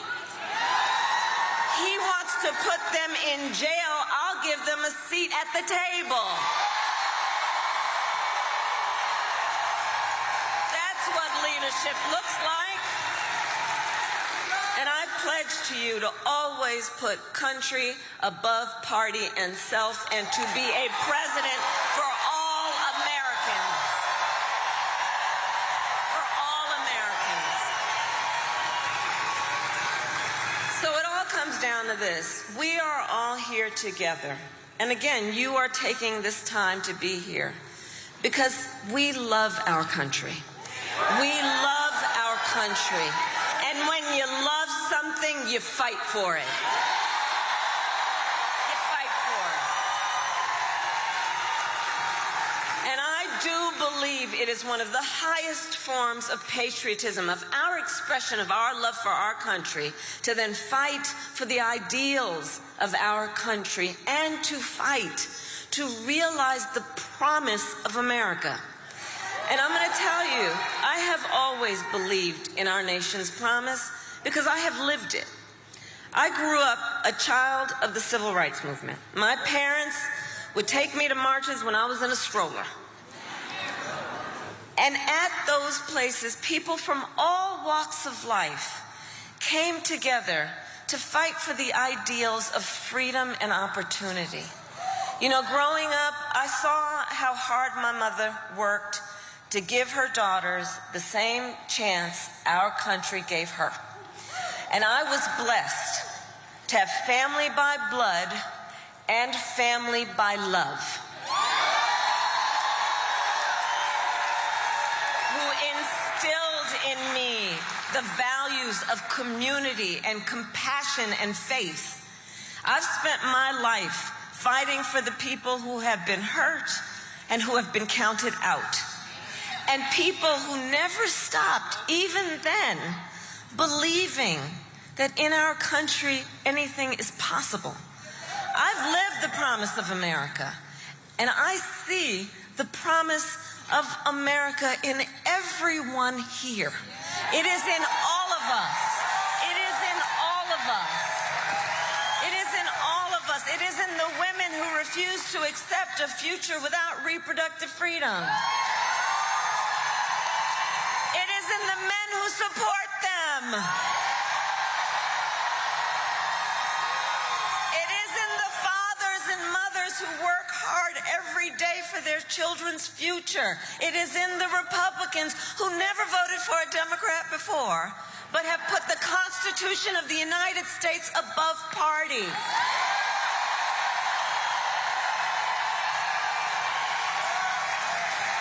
I see the promise of America in all the young leaders who are voting for the first time.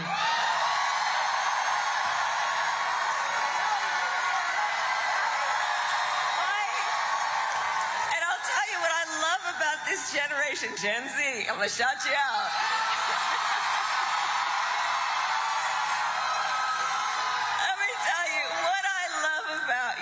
You leaders, you young leaders, as you are rightly impatient for change. I love that about you.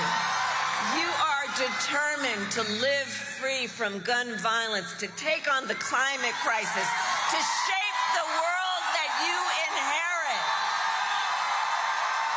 I love that about you. And for them, I say to everybody else, look, none of this is theoretical. This, for them, is a lived experience. It's not political. It's what they're living. And to the young leaders, then I say, I see you.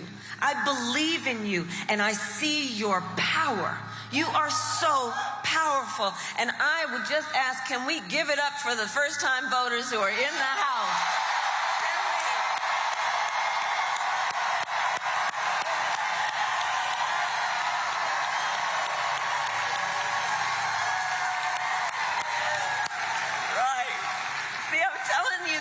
Future is bright.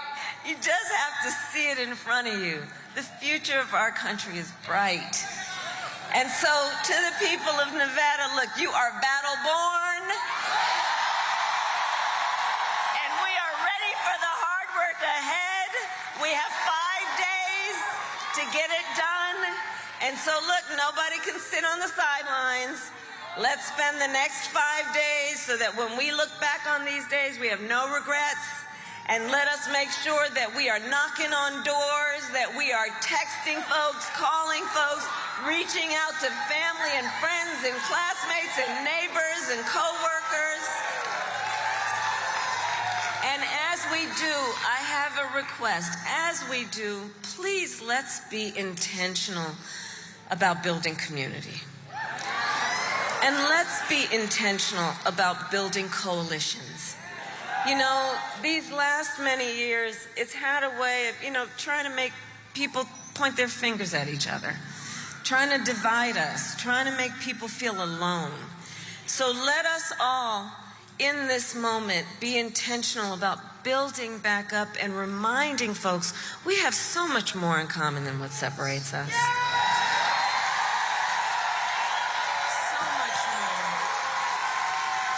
So much more. And so we all know here, your vote is your voice, and your voice is your power.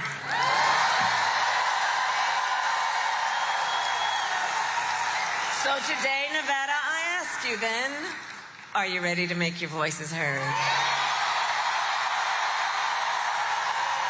Do we believe in freedom? Do we believe in opportunity? Do we believe in the promise of America? And are we ready to fight for it? And when we fight, we win. God bless you, and God bless the United States of America.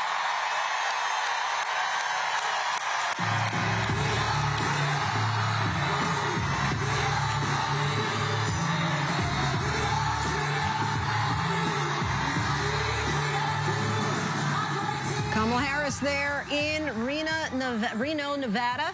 as she talked about how we are here because we are fighting for democracy. She was interrupted several times by several protesters, and she said that that was part of their democratic right, that they could be heard without facing arrest in this country.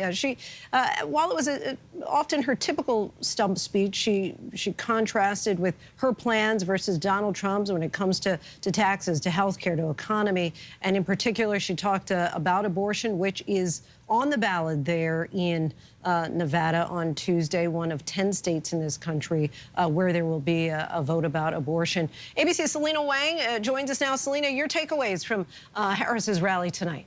Yeah, I think, Lindsay, you're exactly right. This was her typical stump speech, but what made this different is that today she was blitzing through these key Western battleground states, including Nevada and Arizona, 2 states where abortion is on the ballot. So you really heard her lean hard into this argument about women's reproductive rights, hammering home that while she would work to restore women's reproductive freedoms, Donald Trump would threaten to take them away. And we've seen in these final days that she's really emphasized this message of unity and that she would invite those who disagree with her to have a seat at the table, that she's looking for practical solutions, including working across the aisle. She's been contrasting that with Donald Trump. She has, in her previous rallies, repeatedly played that line where Donald Trump called his political opposition the enemy from within. Harris also drilling in on her economic plan. She's talked about her plans to lower costs for Americans. She talked about lowering the cost of housing, going after corporate price gouging in groceries. She knows that the economy is top of mind, but in these last few days, we see her leading on the message of abortion, the economy, and continuing to call Donald Trump unfit and dangerous. And what are you hearing from your Harris sources about their take so far on the early voting data? Yeah, what's really interesting is that, look, the Harris people I talked to, they are certainly anxious, but in the recent days, I've seen more of this cautious optimism. And their spin on the early voting data they're seeing is that the surge in Republican early voters, they say, are people who would have voted for Donald Trump anyway. So they say that this is not an indication that there's been a surge in new voters for Donald Trump. And that is key because a big part of Donald Trump's strategy here is to reach out to those more low propensity voters, voters who are not regular voters, including young men. They're also saying that there are more women voting than men. We have seen this in years past, but they see this as a positive sign. They, of course, hope that abortion is going to drive people to the polls, especially women. And senior campaign officials today also saying that they believe Harris is on track to win what is going to be a very, very close race, and they believe that she still has what it takes and that all of these battleground states are still currently in play with multiple paths for her to win the White House. And we heard Harris quote Trump's comments from a rally last night that he would protect women whether they like it or not. How's the vice president really trying to seize on that line? And we heard her talk about that again tonight at the rally. Today, she's been calling Donald Trump's comments offensive. She argues that it's another example that Donald Trump does not trust women to make decisions about their own bodies. She is seizing on those comments as a chance to turn the attention back to the issue of abortion. They believe that this is a winning issue for Democrats as you have abortion on the ballot in several of these key battleground states. And I can tell you, talking to some of the Democratic leaders on the ground in battleground states, including Wisconsin, they're telling me that according to their canvassers, one of the top issues that is driving Republicans and Trump supporters to consider Harris for the first time is the issue of abortion. They say that this is a deeply personal issue for so many of these voters. You mentioned Wisconsin. Both candidates were in Wisconsin yesterday, both candidates in Nevada today. Give us a sense of the strategy that they both end up in the same states basically on the same days. Yeah, Lindsay, it almost seems like they're chasing each other in so many of these battleground states. Look, they both want to be driving the narrative here, driving the story here, while Harris is in these Western battleground states driving this message of abortion. Donald Trump has really been trying to take advantage of the issue of immigration. He was actually in New Mexico earlier today, which is not a battleground state, but he chose that state in order to reach out to the Latino population and to talk about the issue of immigration, where polls still show that Donald Trump has the advantage. Donald Trump has also been eager to change the conversation after that Madison Square Garden rally over the weekend where speakers spewed racist and vulgar and sexist language, including a speaker who called Puerto Rico a, quote, floating island of garbage. So Donald Trump has been keen to show that he is reaching out to the Latino population. And we do see that Harris often has been reactionary when he makes a comment that she sees as offhanded. Do we see her doing the same when it comes to those comments that were made over the weekend at Madison Square Garden with regard to Latinos and Puerto Ricans in particular? Absolutely. We've seen the vice president go on the offensive on this issue. Of course, there was an issue that had taken the attention away from Vice President Harris is when President Biden had made comments that also used the word garbage. But now that Donald Trump last night again made those comments about women, saying that he wants to protect women whether they like it or not, Vice President Harris has been again able to shift the conversation back to the issue that she cares about. And when it comes to the Latino population, when it comes to the border, the Harris campaign knows that they're at a slight disadvantage here, but you have seen her articulate her argument when it comes to the border. She's toughened her stance on this and has been stressing in many of her speeches, including today, that she has a history of being a tough prosecutor of a border state, that she went after organized crime, she went after criminal gangs, and the vice president vowing that she would push to sign into law that bipartisan border security bill that Donald Trump had pressured Republicans to tank. It had included some of the toughest border security measures in decades. We've also heard her talk about protecting the Affordable Care Act, also known as Obamacare. What has Donald Trump said about that in recent days? Because I know that she did also really bring up Speaker of the House Mike Johnson, saying that if Donald Trump wins, then Obamacare is going to be obliterated. Yeah, and Donald Trump has tried to distance himself from the House Speaker's comments. But the reality is that when Trump was president, he tried to get rid of Obamacare unsuccessfully. And he has said before that he wants to do away with it, saying that there would be a better plan. But he didn't actually present an actual plan for what that would be, only concepts of a plan. So despite the former president trying to distance himself from what the House Speaker has said, his previous actions does not bear out. All right, so we see that they were in the same places yesterday, same places today. What's the plan going forward with 5 days left? Look, they're both going to be continuing to blitz through the battleground states. Vice President Harris, she is going to be in Detroit. She's going to be in the more eastern battleground states in the Midwest in the coming days. I'll be traveling with her tomorrow and through the weekend. She, at this point, wants to get out the vote. They know that this all comes down to turnout. But you can tell in her rally speeches that she's not just directing this message at her base. She's still trying to go after every single last vote she can with these independent voters, with moderate Republican voters. They know that finding those voters is like finding a needle in a haystack, as one Democratic operative told me. But even if they can just find a few in a race this tight, it can really make all the difference. It really could. Down to the wire. Selena Wang, our thanks to you. And that is our show for this hour. I'm Linsey Davis. Be sure to stay tuned to ABC News Live for more context and analysis of the day's top stories. Thanks so much for streaming with us.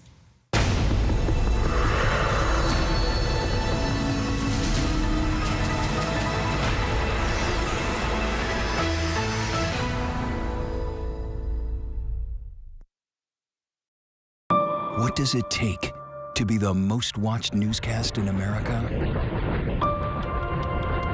are part of an operation. Is this our combat operations center? We're approaching the gate. Militants came in from... Hi. Appreciate you. Thank you. Ismail? David. ABC's World News Tonight with David Muir is America's most watched newscast.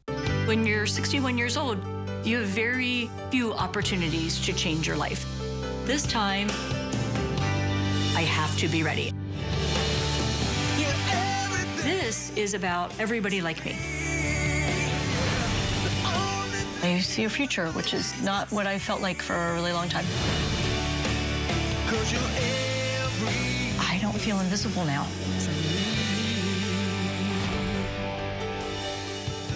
Hollywood Studios want us to make a movie of our podcast. It's a fabulous cast. Action. I'm nervous playing you. The fearlessness, the complexity. Oh, stop. Unless you had more to say. I don't need an algorithm to tell me that this is box office gold. Only Murders in the Building, streaming on Hulu and for bundle subscribers on Disney+. True, natural beauty, untouched. One of the last of its kind. But this comes at a cost. 5 countries, 5 incredible real stories of adventure, danger, We have to go. and deceit. These are the last lands, the national parks around the world that have to be saved. Trick or treat! When I flick this switch, there'll be a horrible noise and a terrible odor. Will it hurt? Pain like you've never known. Seems risky. I am much satisfied. What? You scared? This is happiness. We love Halloween. Got me. He's a bit silly. Turning the machine off! Do you feel good? David Muir, ABC's World News Tonight, the most watched newscast in America, and honored with the Emmy Award, winner for Outstanding Live News Program. Did you kill Mariota? Sorry. No, I did not kill Mariota. How did she die? When the tests came back, I thought, yeah, holy, are you kidding me? People think she's innocent. I think she's guilty. I'm not buying this Little Miss Innocent game. Little Miss Innocent. I know it wasn't me. If it wasn't me, who was it? Only on Hulu. Hey, good morning, America. Good morning, America. Good morning, America. Reporting from Portland International Airport, I'm Jacqueline Lee. Wherever the story is, we'll take you there. You're streaming ABC News Live.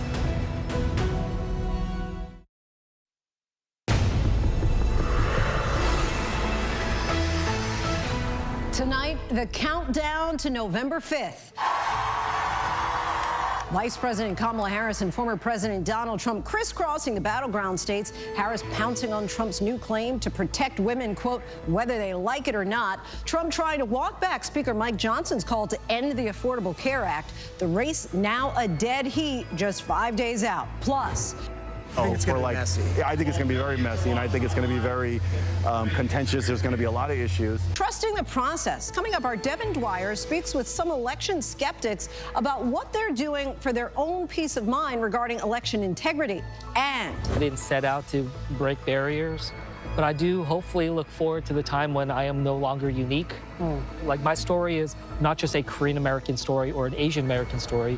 It is fundamentally an American story. Congressman Andy Kim is keeping his eye on the ball as he tries to win a Senate seat in the state of New Jersey. Our latest race to November is ahead. Good evening, everyone. I'm Linsey Davis. We begin with time running out on the campaign trail. Just 5 days to go, and that pool of voters is shrinking. 62 million Americans have already cast their ballots.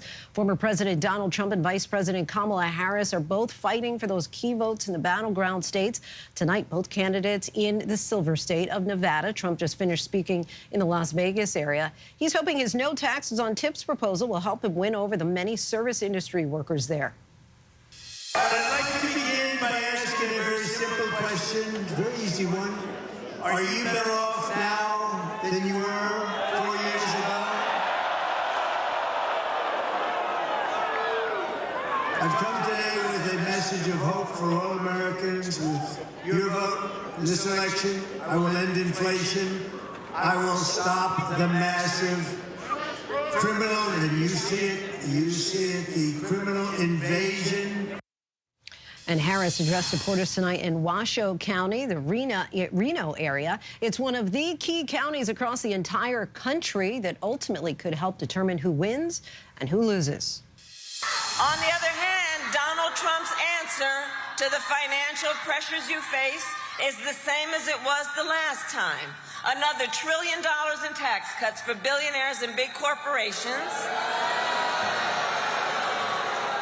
And this time he will pay for it with a 20% national sales tax on everything you buy that is imported. Just imagine, on clothes, food, toys, cell phones. The vice president was in another key county in a critical swing state this afternoon, Maricopa County in Phoenix, and the former president was in Albuquerque, New Mexico this afternoon. It's not expected to be a battleground state, but it has a large Latino Hispanic population where he was campaigning on border security.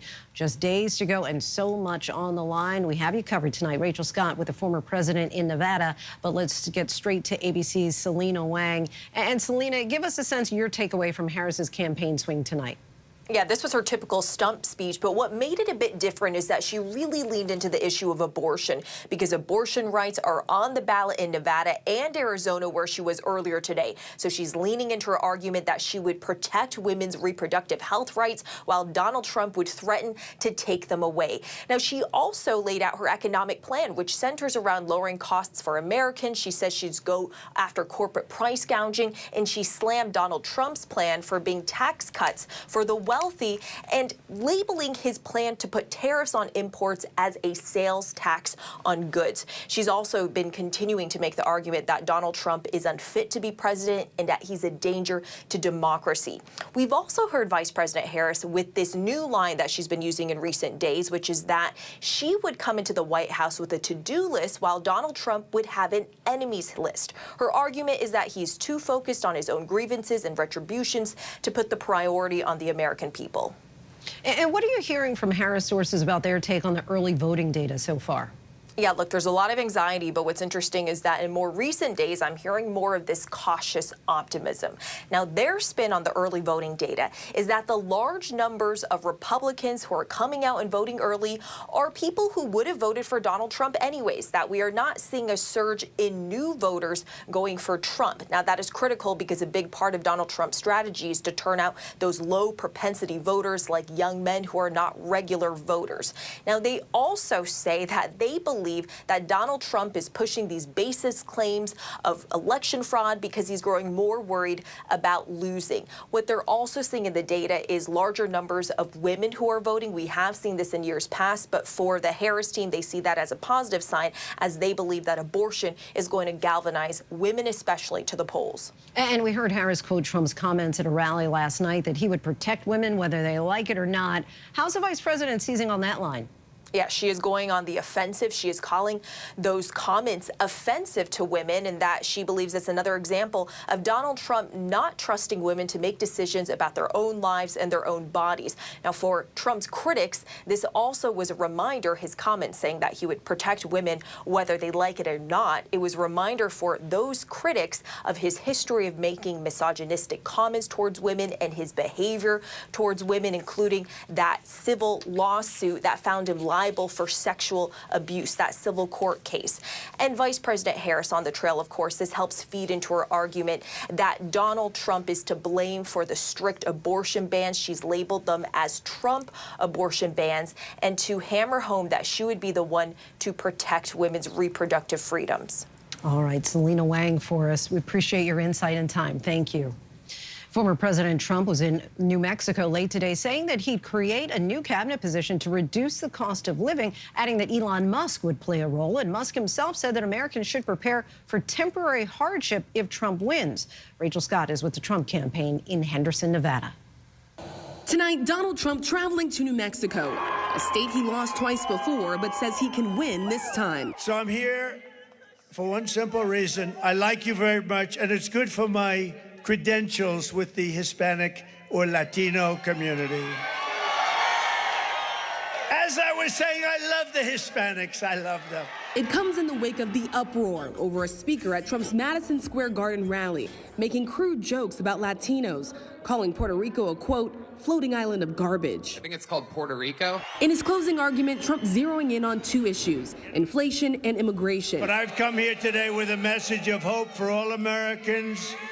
With your vote in this election, I will end inflation. I will stop the massive invasion of criminals into your state, and I will bring back the American dream. Trump today announcing he will create a new cabinet position focused on reducing the cost of living, making this promise. On day one, I will sign an executive order directing every federal agency to immediately remove every single burdensome regulation driving up the cost of goods. But the former president offering no specifics on how any of this would be accomplished. It comes with the Harris campaign pouncing on comments from one of Trump's top supporters, billionaire Elon Musk.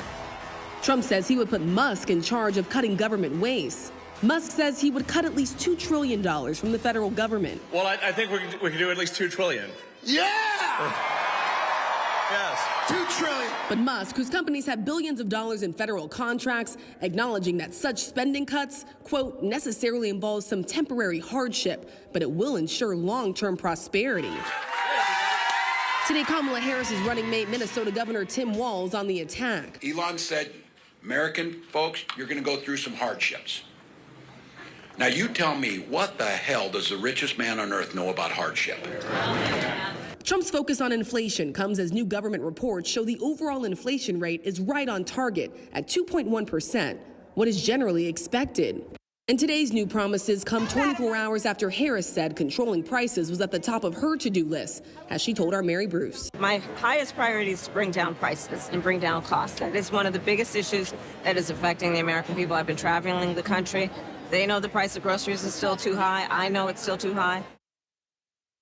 New video shows the sheer force of Spain's worst flooding in decades as the death toll soars. Watch as a muddy river of debris came pouring into the city of Paiporta.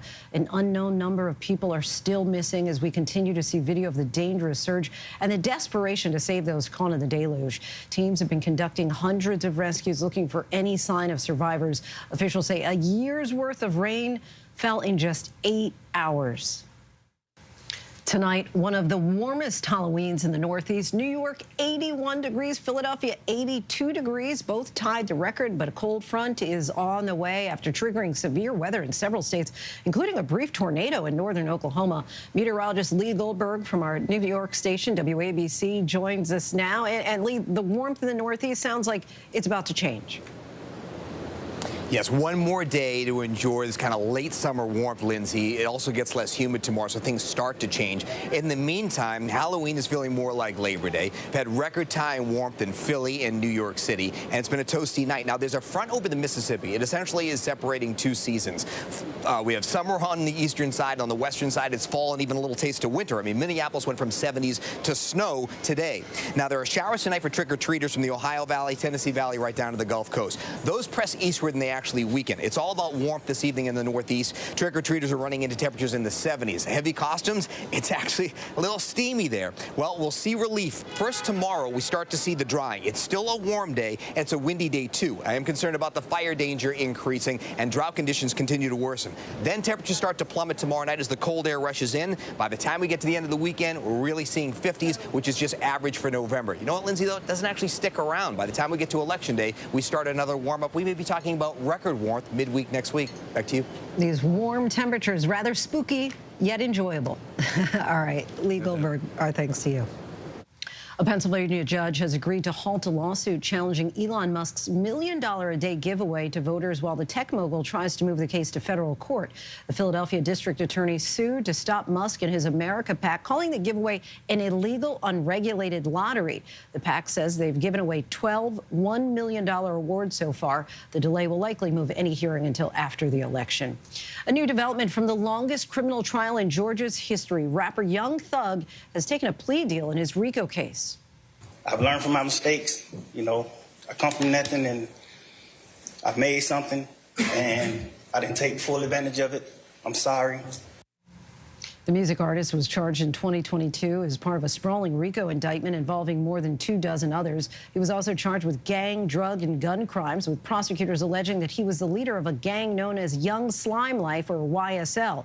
Joining us now to break it all down is ABC News legal contributor and trial attorney, Ms. Shauna Lloyd. Shauna, what do we know about this plea deal? So what we know is that it resulted in, essentially it was a blind plea deal. Let's start there, which means that the judge actually determines what the sentence is, because neither the defense nor the state could agree. So he submitted to allow the judge to come up with the sentencing. What the judge did is that she sentenced him to a total of 40 years. The first 5 years are going to be commuted, which means time served, so he gets to go home. The next 15 years he's going to be on probation, subject to special terms. Now, the last 20 years is what we call backloaded, which essentially means in those 15 years of probation, if he's rearrested or violates any of his probational terms, he will actually be sent back to jail to serve those remaining 20 years. And two others also accepted plea deals this week, which usually raises questions about whether they gave information to prosecutors on another member of the group. But since this trial started in 2023, could this just signal the prosecution was worried it couldn't win this case?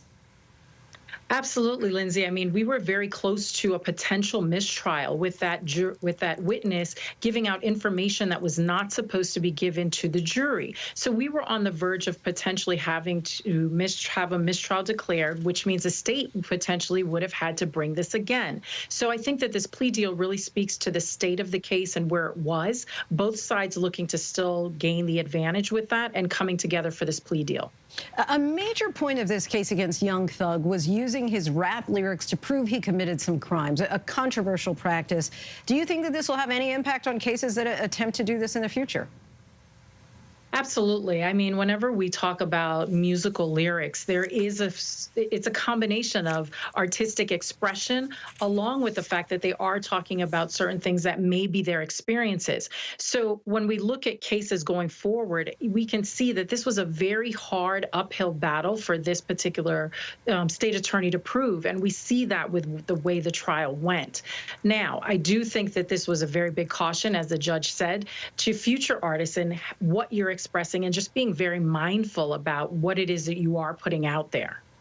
All right, Shauna Lloyd, our thanks to you as always. Still much more to get to here on Prime. For the first time, the bird flu has now been found in a pig in the United States. How concerned are scientists? But next, our David Muir speaks with some election skeptics to discuss what they're doing for their own peace of mind regarding election integrity.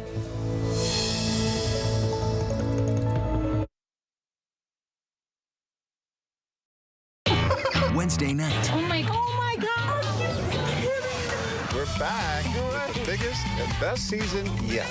Oh, no way. John Fiona's here. What would you do? Here we go. So the question is, what would you do? You see somebody in trouble, try to help. Can I give you a hug? Is that okay? You have tears in your eyes. Thank you for standing up for us. Oh my God! Look at John! It's what would you do? I'm on it, girl. Now on Wednesday nights on ABC. The Hollywood Studios want us to make a movie of our podcast. It's a fabulous cast. Action. I'm nervous playing you. The fearlessness, the complexity. Oh, stop. Unless you had more to say. I don't need an algorithm to tell me that this is box office gold. Only Murders in the Building, streaming on Hulu and for bundle subscribers on Disney+. America's #1 most watched daytime talk show is ABC's The View. You all heard it here first. I love it. I'm there for it. Hot topics, political views. That's what we're about. Voices that matter. It all goes down right here. That's why it's called The what? The View. I love it. I'm all in. Second that. This is going to be must-see TV, and so much could happen. Yo, partner. We're not partners. I'm the detective and you are the consultant. I see you brought your baby to a crime scene. She is just spectating. You're a single mom with 3 kids pretending to be a cop. I am not pretending. I spot things that detectives miss. Still think my theory's flimsy? That big brain of hers is going to help us close out a lot of cases. I'm just out here super copping. High Potential, all new Tuesday on ABC and stream on Hulu. What does it take to be the most watched newscast in America? An operation to capture ISIS fighters. Is this our Combat Operations Center? We're approaching the gate now. Militants came in from 4 or 5 different directions. Operational nuclear reactor. So you have a couple loaded and ready to go. The house is destroyed, but the flag, there's not a tear in it. Not a tear in it. How important is this label right here, Made in the USA? Look at your smile. You're proud of this. I love this. Great work. Hi. Where are you? Where are you? Appreciate you. Thank you. David, good to meet you. Ismail? David. David. Yes, yes. I'm David Muir. I know who you are. You I watch do? you every night. ABC's World News Tonight with David Muir is America's most watched newscast. Welcome back, everyone. While a majority of Americans say they have confidence that their ballots for president will be accurately cast and counted in this election, among Republicans, that faith is staggeringly low. Fewer than a third trust the process. That's according to Gallup. Tonight in our Prime Focus, our Devin Dwyer takes a closer look at how a movement of election skeptics has mobilized to monitor the polls and what it could mean for a brewing fight over the results.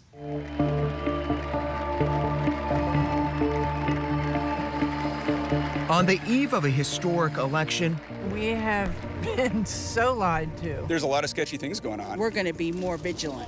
Distrust runs deep. Democracy has been infiltrated. People have taken steps to try and undermine the integrity of the will of the people. It has not been a good process for a lot of years. And how so? I can't give you specifics because I'm not that knowledgeable about it. For some, a preemptive denial that the 2024 election will be fair. There's been so much corruption in the past few years. Last election, there was some election before that. Thousands of anxious conservatives converged on Washington in late September to prepare to rescue the republic, an event organizers billed as a call to the ramparts. Sarah, a military veteran from Utah, was at the U.S. Capitol on January 6, 2021. When I arrived, at the steps of the Capitol, it looked like a war zone. Do you think we could see something like that again? Well, I think we see it all the time. The results say that she won? No, but if he wins, you're going to see it. Hey, how are you doing? Christian Webb, a photographer and podcaster, came from New Jersey with his son Maximus. How are you feeling about the integrity of the election? I think both parties will do their best to get away with whatever they can get away with. I think it's going to be messy. Yeah, I think it's going to be very messy, and I think it's going to be very contentious. There's going to be a lot of issues. From this movement of election skeptics has sprung a wave of grassroots volunteers purporting to protect the vote. Their presence alone is to someone, you could say it's kind of a deterrence, because everybody knows somebody's watching. Jeff Fuller, a retired Army Special Forces officer, organizes Republican poll watchers in Prince William County, Virginia. I guess you could call me a 2020 election denier, in the sense that I thought it was ridiculous, the things that happened. I mean, 60 courts didn't find it. You had Bill Barr, you had, I understand all these guys. The court cases don't persuade me, basically. But what evidence did you see? The polls closing, stopping counting in Atlanta, in the swing states, heavily Democrat-centered. They stopped counting all at the same time across the country for 3-4 hours while they do what? Claims of an election conspiracy in Georgia and other states have long since been debunked, often by Republican state election officials. Still, Fuller believes the process needs even greater transparency, regularly pressing the Board of Elections for independent poll watchers to observe every step. I think you got to weigh heavy on the transparency question, because that's what generates a lot of these conspiracy theories and who could have done what to who and so forth. The Republican National Committee says it signed up more than 100,000 volunteer poll watchers, poll workers, and lawyers to prevent fraud. And what do poll watchers actually do? What are they looking for? Is a voter, when he comes in, is he asked his name and address? Does he give his name and address? Can the poll watcher hear that and observe that dialogue? A lot of it is common sense. If you see something that doesn't make sense, you can ask a question about it. Have you seen any evidence of fraud so far? I mean, No. You've been out watching. No. Poll watchers, part of American elections for generations, are appointed by both major parties. They observe how ballots are cast, handled, and counted, and they report irregularities to party lawyers. Poll watchers can provide transparency, they can raise issues that poll workers might not see as they deal with all sorts of other busy jobs on election day. But the concern becomes when poll watchers go in either to fulfill partisan goals or to spread disinformation. I don't work here! Move your hand! In recent elections, a small but growing number have been accused of disruptive behavior and intimidation tactics. In 2022, an armed poll watcher in Texas trailed election officials headed to count ballots. Others in Arizona, wearing masks, kept vigil outside drop boxes. Election staff in Wayne County, North Carolina in 2022 accused poll watchers of blocking access to voting machines and raising constant objections in an effort to disrupt the process. There's certainly concern about this election as well, that there are poll watchers who are going in looking to make up claims about fraud, which can then be weaponized by losing candidates to say that there were problems in the election. Is there voter fraud? Yes. Recruitment efforts like this one in New Jersey have tapped into widespread concern among conservatives about election integrity. By and large, the elections are anything but transparent, reliable, or bulletproof. Illegal, unlawful, quote, immigrants. We need to prevent them from voting. Many participants, potential poll watchers or poll workers, said they were channeling their anger over the 2020 election into action for 2024. They've seen too many things that can't be explained.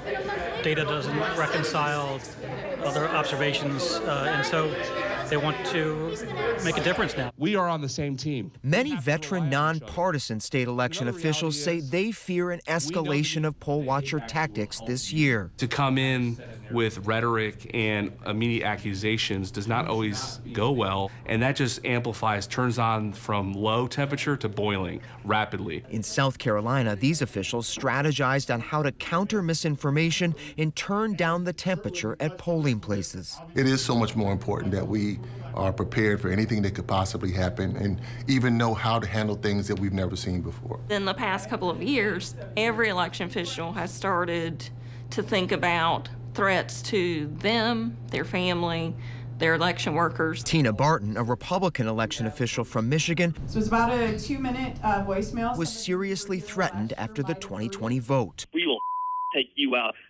your family, your life, and you deserve the throat to the knife. It impacts you forever, and at least it has to this point.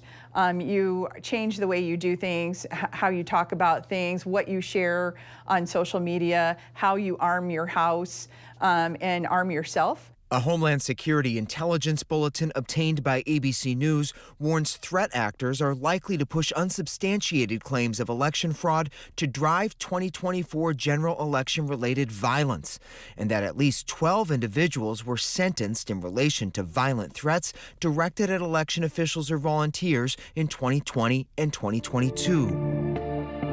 Jeff Fuller says he doesn't condone violence, but he insists an army of poll watchers looking over their shoulder is the only way to build back trust. I'm a partisan Republican, but I don't buy threatening anybody or doing anything that is going to cause anybody to fear for their life. Democrats keep saying that what you're doing and that what Republicans are doing with the 175,000 is vigilantism. Yeah. That these are vigilantes. Yeah. Well, I can understand why they would say that, but it's not true. It's not true. As for others in the sea of doubt about the integrity of the vote, getting involved and watching the polls is their key to peace of mind. We are certainly all looking for some peace of mind this election season. Our thanks to Devin Dwyer for that. Still much more to get to tonight. Starbucks will soon start cutting some slack to those of you who prefer oat, almond, or soy to traditional milk. But next, the best-selling candy this Halloween.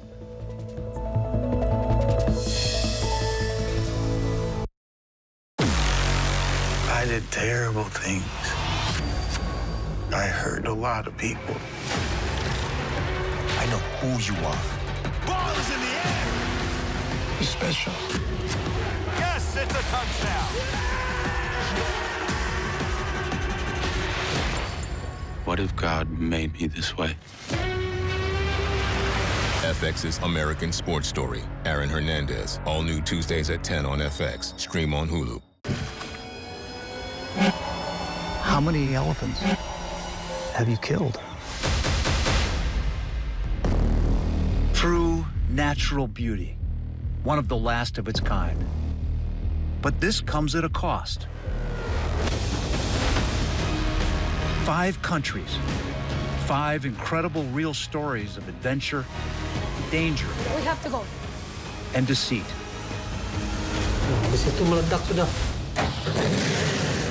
Where are we going next? We got this ongoing search for the animal we've been trying to find. These are the last lands. The national parks around the world that have to be saved.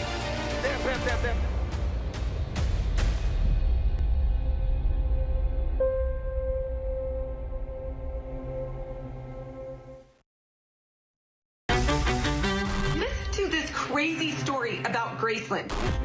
There are some suspicious minds over an attempt to sell Elvis Presley's beloved home, Graceland. Elvis's home faces a possible foreclosure. Lisa Marie's public struggles may have left the Presley family vulnerable. Had I ever met Lisa Marie Presley, did I sign the document? No, no, no. This is a fraud. Stealing Graceland, now streaming on Hulu. Hi, my name is Patrice. I am a totally cool person with a disability. Patrice always sees the best side of life. I just looked at her and I said, would you like to be my wife? If you get married and you're collecting a Social Security benefit, your benefit will be cut. I don't take anything for granted. I don't see what anyone can see in anyone. They're never gonna stop us from loving each other. 911, what's your emergency? Now streaming, 911 is delightfully wild. You ever seen anything like this before?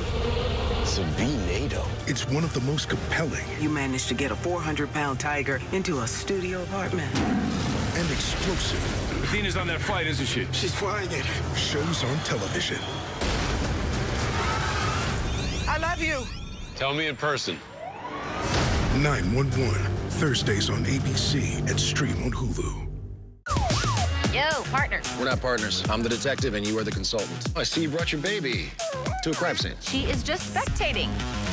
You're a single mom with 3 kids pretending to be a cop. I am not pretending. I spot things that detectives miss. Still think my theory's flimsy? That big brain of hers is going to help us close out a lot of cases. I'm just out here super copping. High Potential, all new Tuesdays on ABC and stream on Hulu. Hey, good morning, America. Good morning, America. Good morning, America. Are you ready? They are ready. Covering the biggest events in the country right now. There's a lot going on here. You don't just see it, you feel it. I'm in. I'm in. I'm in too. I am here and so happy. I'm in. I'm in too. Michael, George, Clara, Ginger. Reporting from Taipei, Taiwan, I'm Britt Clennett. Wherever the story is, we'll take you there. You're streaming ABC News Live. Welcome back, everyone. In the spirit of Halloween, it's all about candy and costumes tonight as we break down America's obsession with the fright-filled holiday by the numbers. Halloween spending is expected to hit $11.6 billion this year, according to the National Retail Federation. That breaks down to about $104 per person. The biggest chunk of that, 67%, goes to what else but candy. The biggest hit in the candy aisles has apparently been one of my personal favorites, Nerd Gummy Clusters, which have generated $523 million in sales so far this year. That's up $51 million from last year. Mind you, chocolates are more pricey to come by. Data shows that the cost is up more than 40% since 2020, partly due to a cocoa bean shortage. As for costumes, Americans will spend roughly $3.8 billion. For children, Spider-Man is expected to be the most popular, with 2.6 million little ones entering the Spider-Verse tonight. For adults, witches top the list at 5.8 million. And for pets, 10% will be disguised as pumpkins. It's estimated 97% of Americans will welcome trick-or-treaters, with a majority saying that they'll hand out 2 to 3 pieces per person. And parents, one final thought here, more than half of you say that you will steal from your kids' candy stash. And still much more ahead here on Prime. In our Race to November series, we're in New Jersey with Representative Andy Kim, his bid for a seat in the Senate. Getting bitten by a shark once is certainly rotten luck, but twice? Hear this surfer's story coming up. I did terrible things. I hurt a lot of people. I know who you are.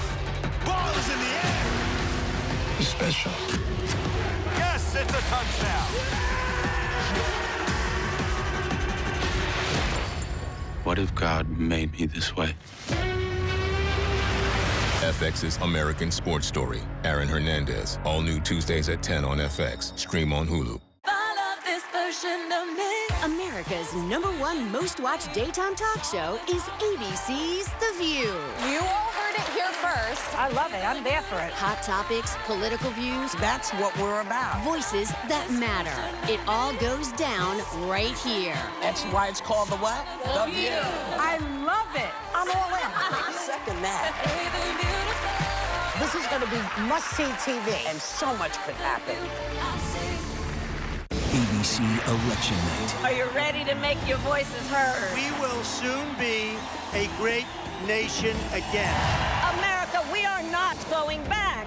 We fight for the future. Our country will be greater than ever before. Who will be your next president? When we fight, we win. We will make America great again. Election Night, this is where America turns for answers. ABC Election Night, live. 911, what's your emergency?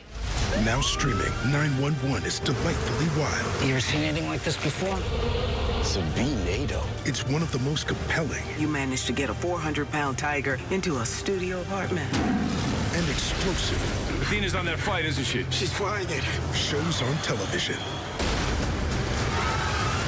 I love you. Tell me in person. 911, Thursdays on ABC and stream on Hulu. Hi, my name is Patrice. I am a totally cool person with a disability. Patrice always sees the best side of life. I just looked at her and I said, would you like to be my wife? If you get married and you're collecting a Social Security benefit, your benefit will be cut. I don't take anything for granted. I don't see what anyone can see in anyone. They're never gonna stop us from loving each other.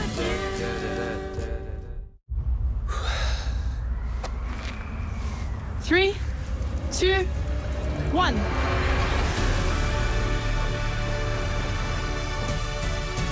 It's a 24/7 life together. It's not about the fear or the risk. It's about the love of flying. 3, 2, 1.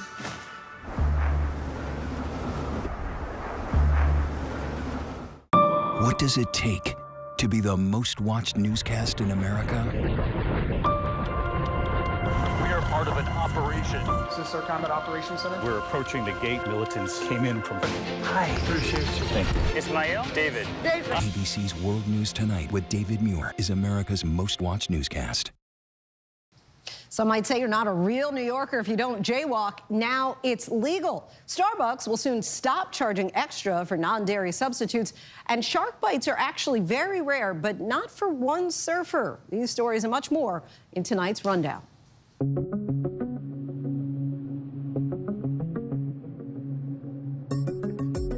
The New York art, and it is an art form, of jaywalking is now officially legal in the Big Apple.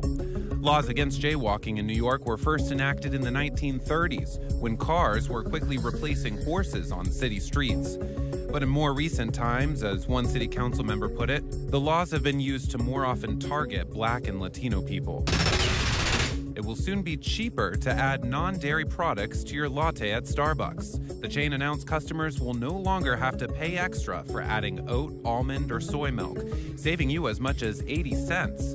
The change takes effect next week. Meanwhile, in an effort to win back customers, Starbucks is also going retro, bringing back handwritten names and Sharpies on cups and self-service stations with all your favorite coffee condiments. The company's new CEO says it's part of a strategy to recreate a more coffee house vibe.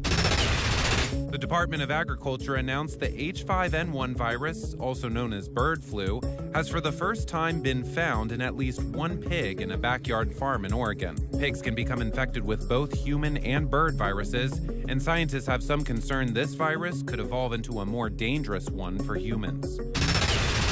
Is it bad luck or good luck?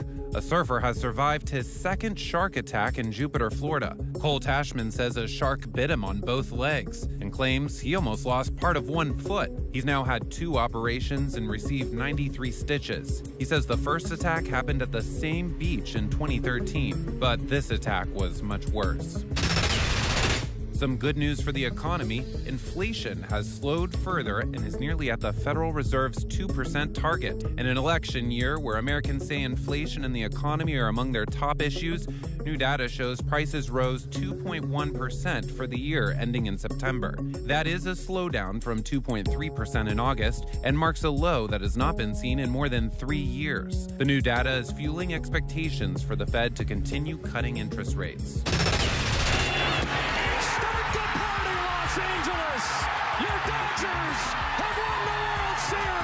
LA Dodgers fans on cloud 9 today, celebrating their 8th World Series title.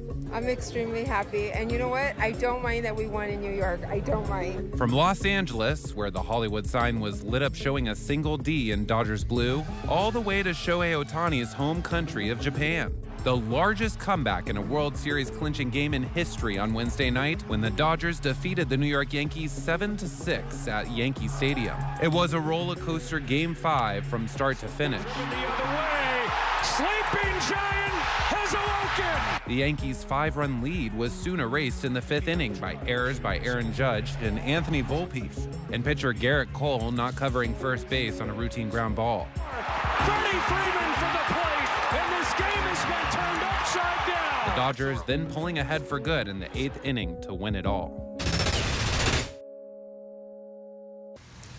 Last week, we introduced you to New Jersey Senate hopeful Curtis Bashaw. Tonight, it's Congressman Andy Kim's turn. The lifelong New Jersey resident is hoping to punch his ticket to the U.S. Senate on Tuesday. And in tonight's race to November, we got a chance to play a sport with him that's currently the fastest growing sport in America, pickleball. Congressman Linsey, very nice to meet you. Nice to meet you too. Thank you so much taking me out on the court. Shall we? Yeah, of course. Oh, oh, nice.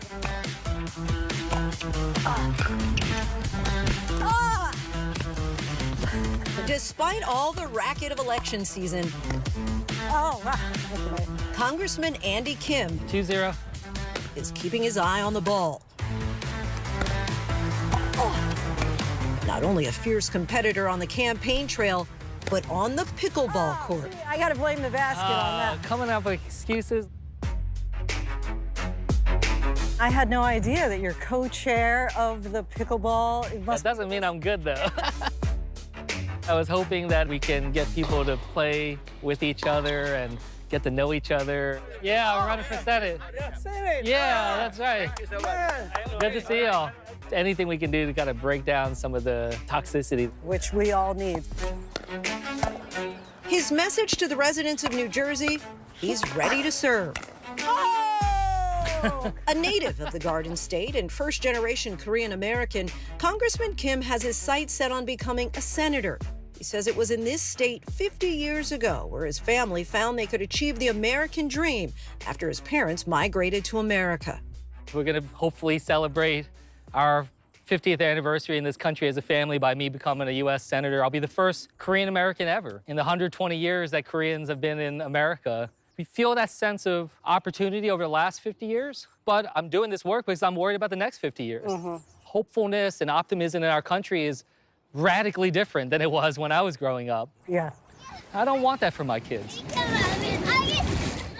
So, University of Chicago, you're a Rhodes Scholar, you worked as a national security aide for both Bush and Obama. But at what point do you remember the moment where you said, this is a way I could actually make a difference? Yeah, well, I was a sophomore in college when 9/11 happened, and I felt the need to serve the country. And who would have ever thought that pickleball is a way to help work across party lines? Are there times that maybe there's a contentious relationship or conversation across the aisle and say, hey, let's go hit some balls on the pickleball court? It's getting less and less that way, but I think we could use a lot more of that. His biggest opponent? We're the third or fourth largest contributor. Businessman Curtis Bashaw, a Republican who's also vying to become the next senator of New Jersey. I'm curious what your reaction was when there were the baseless claims that you were wearing the colors of North Korea on a tie, but then Curtis Bashaw defended you. That's something that we should all stand up for. We may have differences of opinions on ideas, but that doesn't mean that we can't be respectful for one another.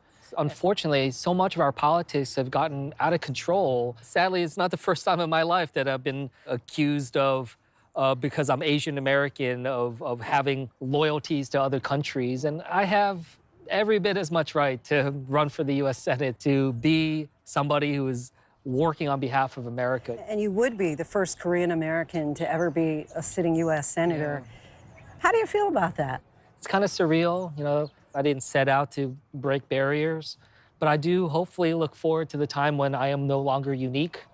Like, my story is not just a Korean American story or an Asian American story. It is fundamentally an American story. You actually represent an area that voted for Donald Trump twice, and yet that same area where you were born and raised, now serve, actually voted for you in 2018, 2020, 2022. In 2020, I was one of only 7 Democrats in the entire nation to win a district that Trump won. I think it gives me a sense that we can build a politics that brings us together rather than divides us. Earlier this year, a jury convicted Senator Bob Menendez on federal bribery charges, leaving his seat up for grabs. Do you think that his actions have permanently harmed the Democratic Party in the state of New Jersey? It harms, in general, people's perceptions of politics in New Jersey. 84% of people surveyed in New Jersey believe that their politicians are corrupt. That is a devastating number. We deserve better. This is a country of 330 million people. Like, we should be able to find, 435 people in the House and 100 people in the Senate who are people of substance, integrity, honesty. And so, that was a big reason why I stepped up, is I want to show that there's a different kind of politics we can build. Asian Americans, as you likely know, fastest growing voter population in the state of New Jersey. Do you think that enough is being done to court and appeal to that voting bloc? No, not even close. Taking that vote for granted, not reaching out. And frankly, I feel it in how people treated me.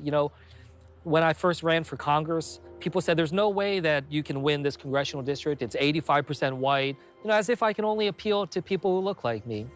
A year ago, someone looked me in the eye and said I'm the wrong kind of minority to win statewide in New Jersey. Let's talk about January 6th. It's such a striking image of you on your hands and knees, cleaning up after the devastation and destruction inside the Capitol. If anything came out of that horrible crisis, that perhaps it would be like this defibrillator moment that would shock our country back into some normal heart rhythm.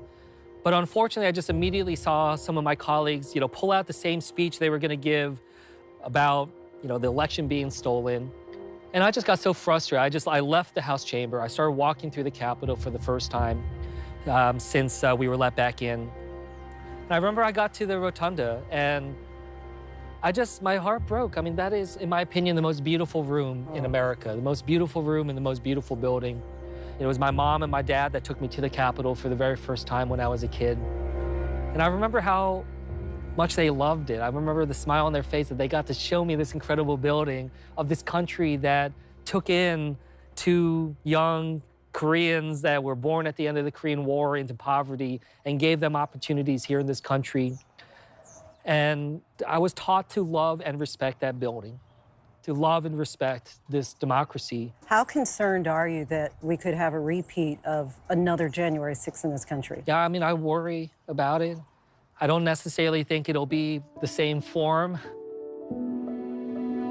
But his focus right now is on the future.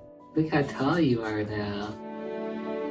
As he attempts to create a better tomorrow, ever mindful of his 2 young sons, just 7 and 9 years old. My older son in class, they were asking the kids to say, what do your parents do? And when it came to my son, he said, my dad tries to help people. Oh, that's great. And I thought that was really sweet, that he had somehow deduced the essence of public service, and I hope to set an example for him. I think too much of our politics have gotten so theatrical. It's just performative governance, and as a result, it's about like followers on social media, likes, cable news hits, rather than passing good legislation. Tell us about the phone call you got from Vice President Kamala Harris after you won. I think your dad may have been in the hospital at the time. Yeah, so after the primary election, I got a phone call. It was Vice President Kamala Harris congratulating me on winning. And I said, I feel really great about getting through the primary, but with all honesty, I just want you to know I'm taking this call from outside the hospital room of my father. He had just had a major fall. We're not sure he's going to really be able to walk again. Vice President Kamala Harris just switched tones and just said, like, what can I do to help? Like, she shared with me her own experiences in her own life of family members and loved ones having major surgery and health problems. And she stayed on the phone with me for, I think it was about 30 minutes. And I felt like that's the kind of president I want. That's the kind of person I want to lead our country. Congressman Andy Kim is in it to win it. In just a few days, we'll see how his competitive spirit and agility translate at the ballot box. Oh! Nice point. Our thanks to Andy Kim for that conversation. One of the last Ronald Reagan-inspired Republican leaders will soon step down, just the latest to take a bow in the age of Donald Trump. Mitch McConnell relinquishes his leadership post after the election, leaving GOP senators at a crossroads. Our Rachel Bade goes deep on McConnell's complicated and controversial legacy, why many Democrats, even some of his fiercest critics, say they're actually going to miss him, and the giant hole he leaves behind. Scorned by Democrats. He's the master of delay. Revered by Republicans. Been one of the best leaders in my lifetime. Then made a pariah in his own party by Donald Trump. The old broken down crow. Mitch McConnell is the least popular politician in the country. After 17 years, Senate Republican leader Mitch McConnell stepping down from leadership. His exit underscoring the end of an era. Deputy Washington Bureau Chief for the Associated Press, Michael Tackett, has a biography on McConnell hitting bookshelves this week. Do you feel like it's also an end of an era when it comes to the sort of Reagan-esque type Republican leader? There's no question that the Reagan Republican is a vanishing species within the Republican Party. Was McConnell good for America or bad for America? The answer depends on your politics. Some, like Nancy Pelosi, dubbing him Congress's Grim Reaper. Others praising him as the ultimate deal-maker. There are some historians who say that McConnell is among the most powerful Senate leaders we've seen in modern history. I think it's completely fair. His imprint on American life is going to last for decades. Not many Senate leaders can say that. For years, Democrats decried his infamous partisan power plays, passing tax cuts for the wealthy, supporting unlimited money in politics, even trying to kill Obamacare. And I have never seen anything more craven than Mitch McConnell and what he's done to our democracy. And most strikingly, packing the courts with record numbers of conservative judges, even refusing to confirm Merrick Garland, President Obama's pick to replace Justice Scalia. One of my proudest moments is when I looked at Barack Obama in the eye and I said, Mr. President, you will not fill this Supreme Court vacancy. His gambit igniting a partisan war, but paying off politically. When Trump was elected, McConnell helped him confirm not one, but 3 Supreme Court justices. That's an example of how he used his power, sort of the brute force of his power, to get what he wanted. In his view, the judges are a much more enduring legacy than a simple piece of legislation, because the judges have lifetime tenure in the federal court. So they're going to be there to make policy for a very long time. The result? A new conservative-leaning bench that would go on to overturn Roe v. Wade, curb LGBTQ rights, end affirmative action in college admissions, expand gun access, and knock down Biden's student loan forgiveness plan. We urge Mitch McConnell to stop his obstruction. We have generations of people who've never lived in this time where we didn't have access to our bodily autonomy. Thanks to Mitch McConnell's court, we now are facing really an unprecedented moment in the healthcare system. But despite his partisan tactics, McConnell was also a pragmatist, prioritizing getting bills passed, even if it meant working with Democrats. There's a consistent pattern with him where despite all the real fights that they have and things they can't resolve, that when you really need it, he can be the adult in the room. He long warned conservatives against embracing government shutdowns, even personally chiding Trump for shuttering the government over his border wall in 2018. A government shutdown is always a bad idea, at any time.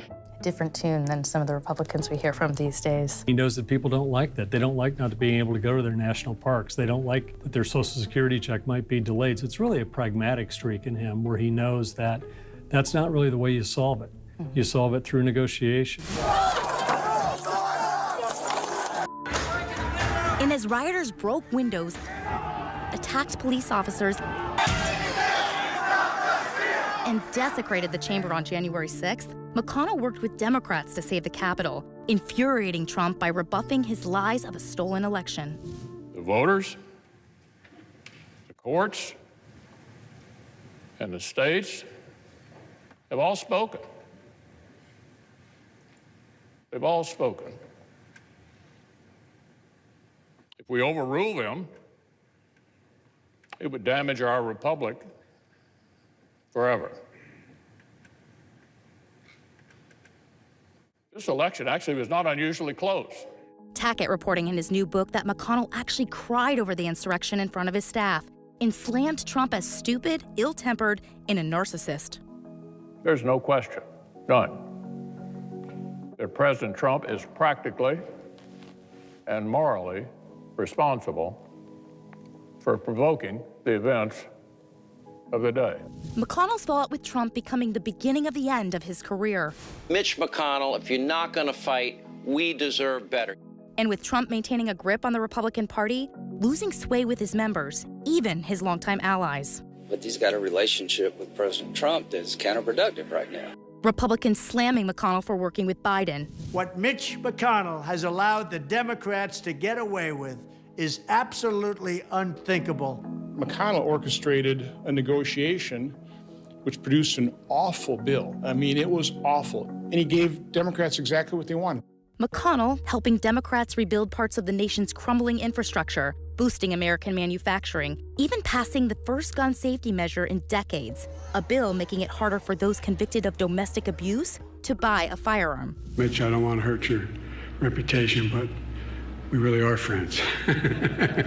McConnell would later endorse Trump for president, a move, sources tell ABC News, that was merely to help Republicans unite in election season. But the damage was done. And amid recent health scares calling his age into question, appearing to freeze in news conferences on at least 2 occasions. Did you hear the question, Senator? Running for re-election in 2026? Yes.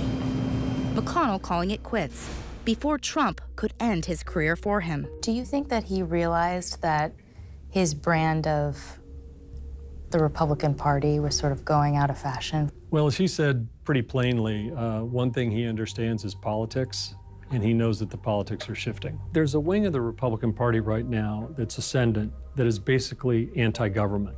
They don't want government to do anything. McConnell always believed the government can do things, and in many cases should do things. Senate Republicans now at the precipice of a monumental decision, choosing a leader who governs like McConnell or trotting a new path inspired by Trump, shunning bipartisanship. We need a leader that will effectively counter what the left is doing. Cheering fiscal brinksmanship. We don't have to raise the debt ceiling without structural change. And embracing those shutdowns. Funding is very often not only the most effective, but in many cases the only real tool that we've got to bring them to where we think they need to be. That vote for a new leader expected to happen a week after the election. Democrats fearful of who might emerge, and ironically, some even dreading the exit of the man they called the Grim Reaper. I often, as a Democrat, have been very unhappy with things that Senator McConnell has done or positions his caucus has taken. But the one thing about Mitch McConnell, I've always appreciated this. If you ask him a question, he's going to give you a brutally honest answer. Quite a legacy. Our thanks to Rachel Bade for that. And that is our show for this hour. I'm Linsey Davis. Be sure to stay tuned to ABC News Live for more context and analysis of the day's top stories. Thanks so much for streaming with us.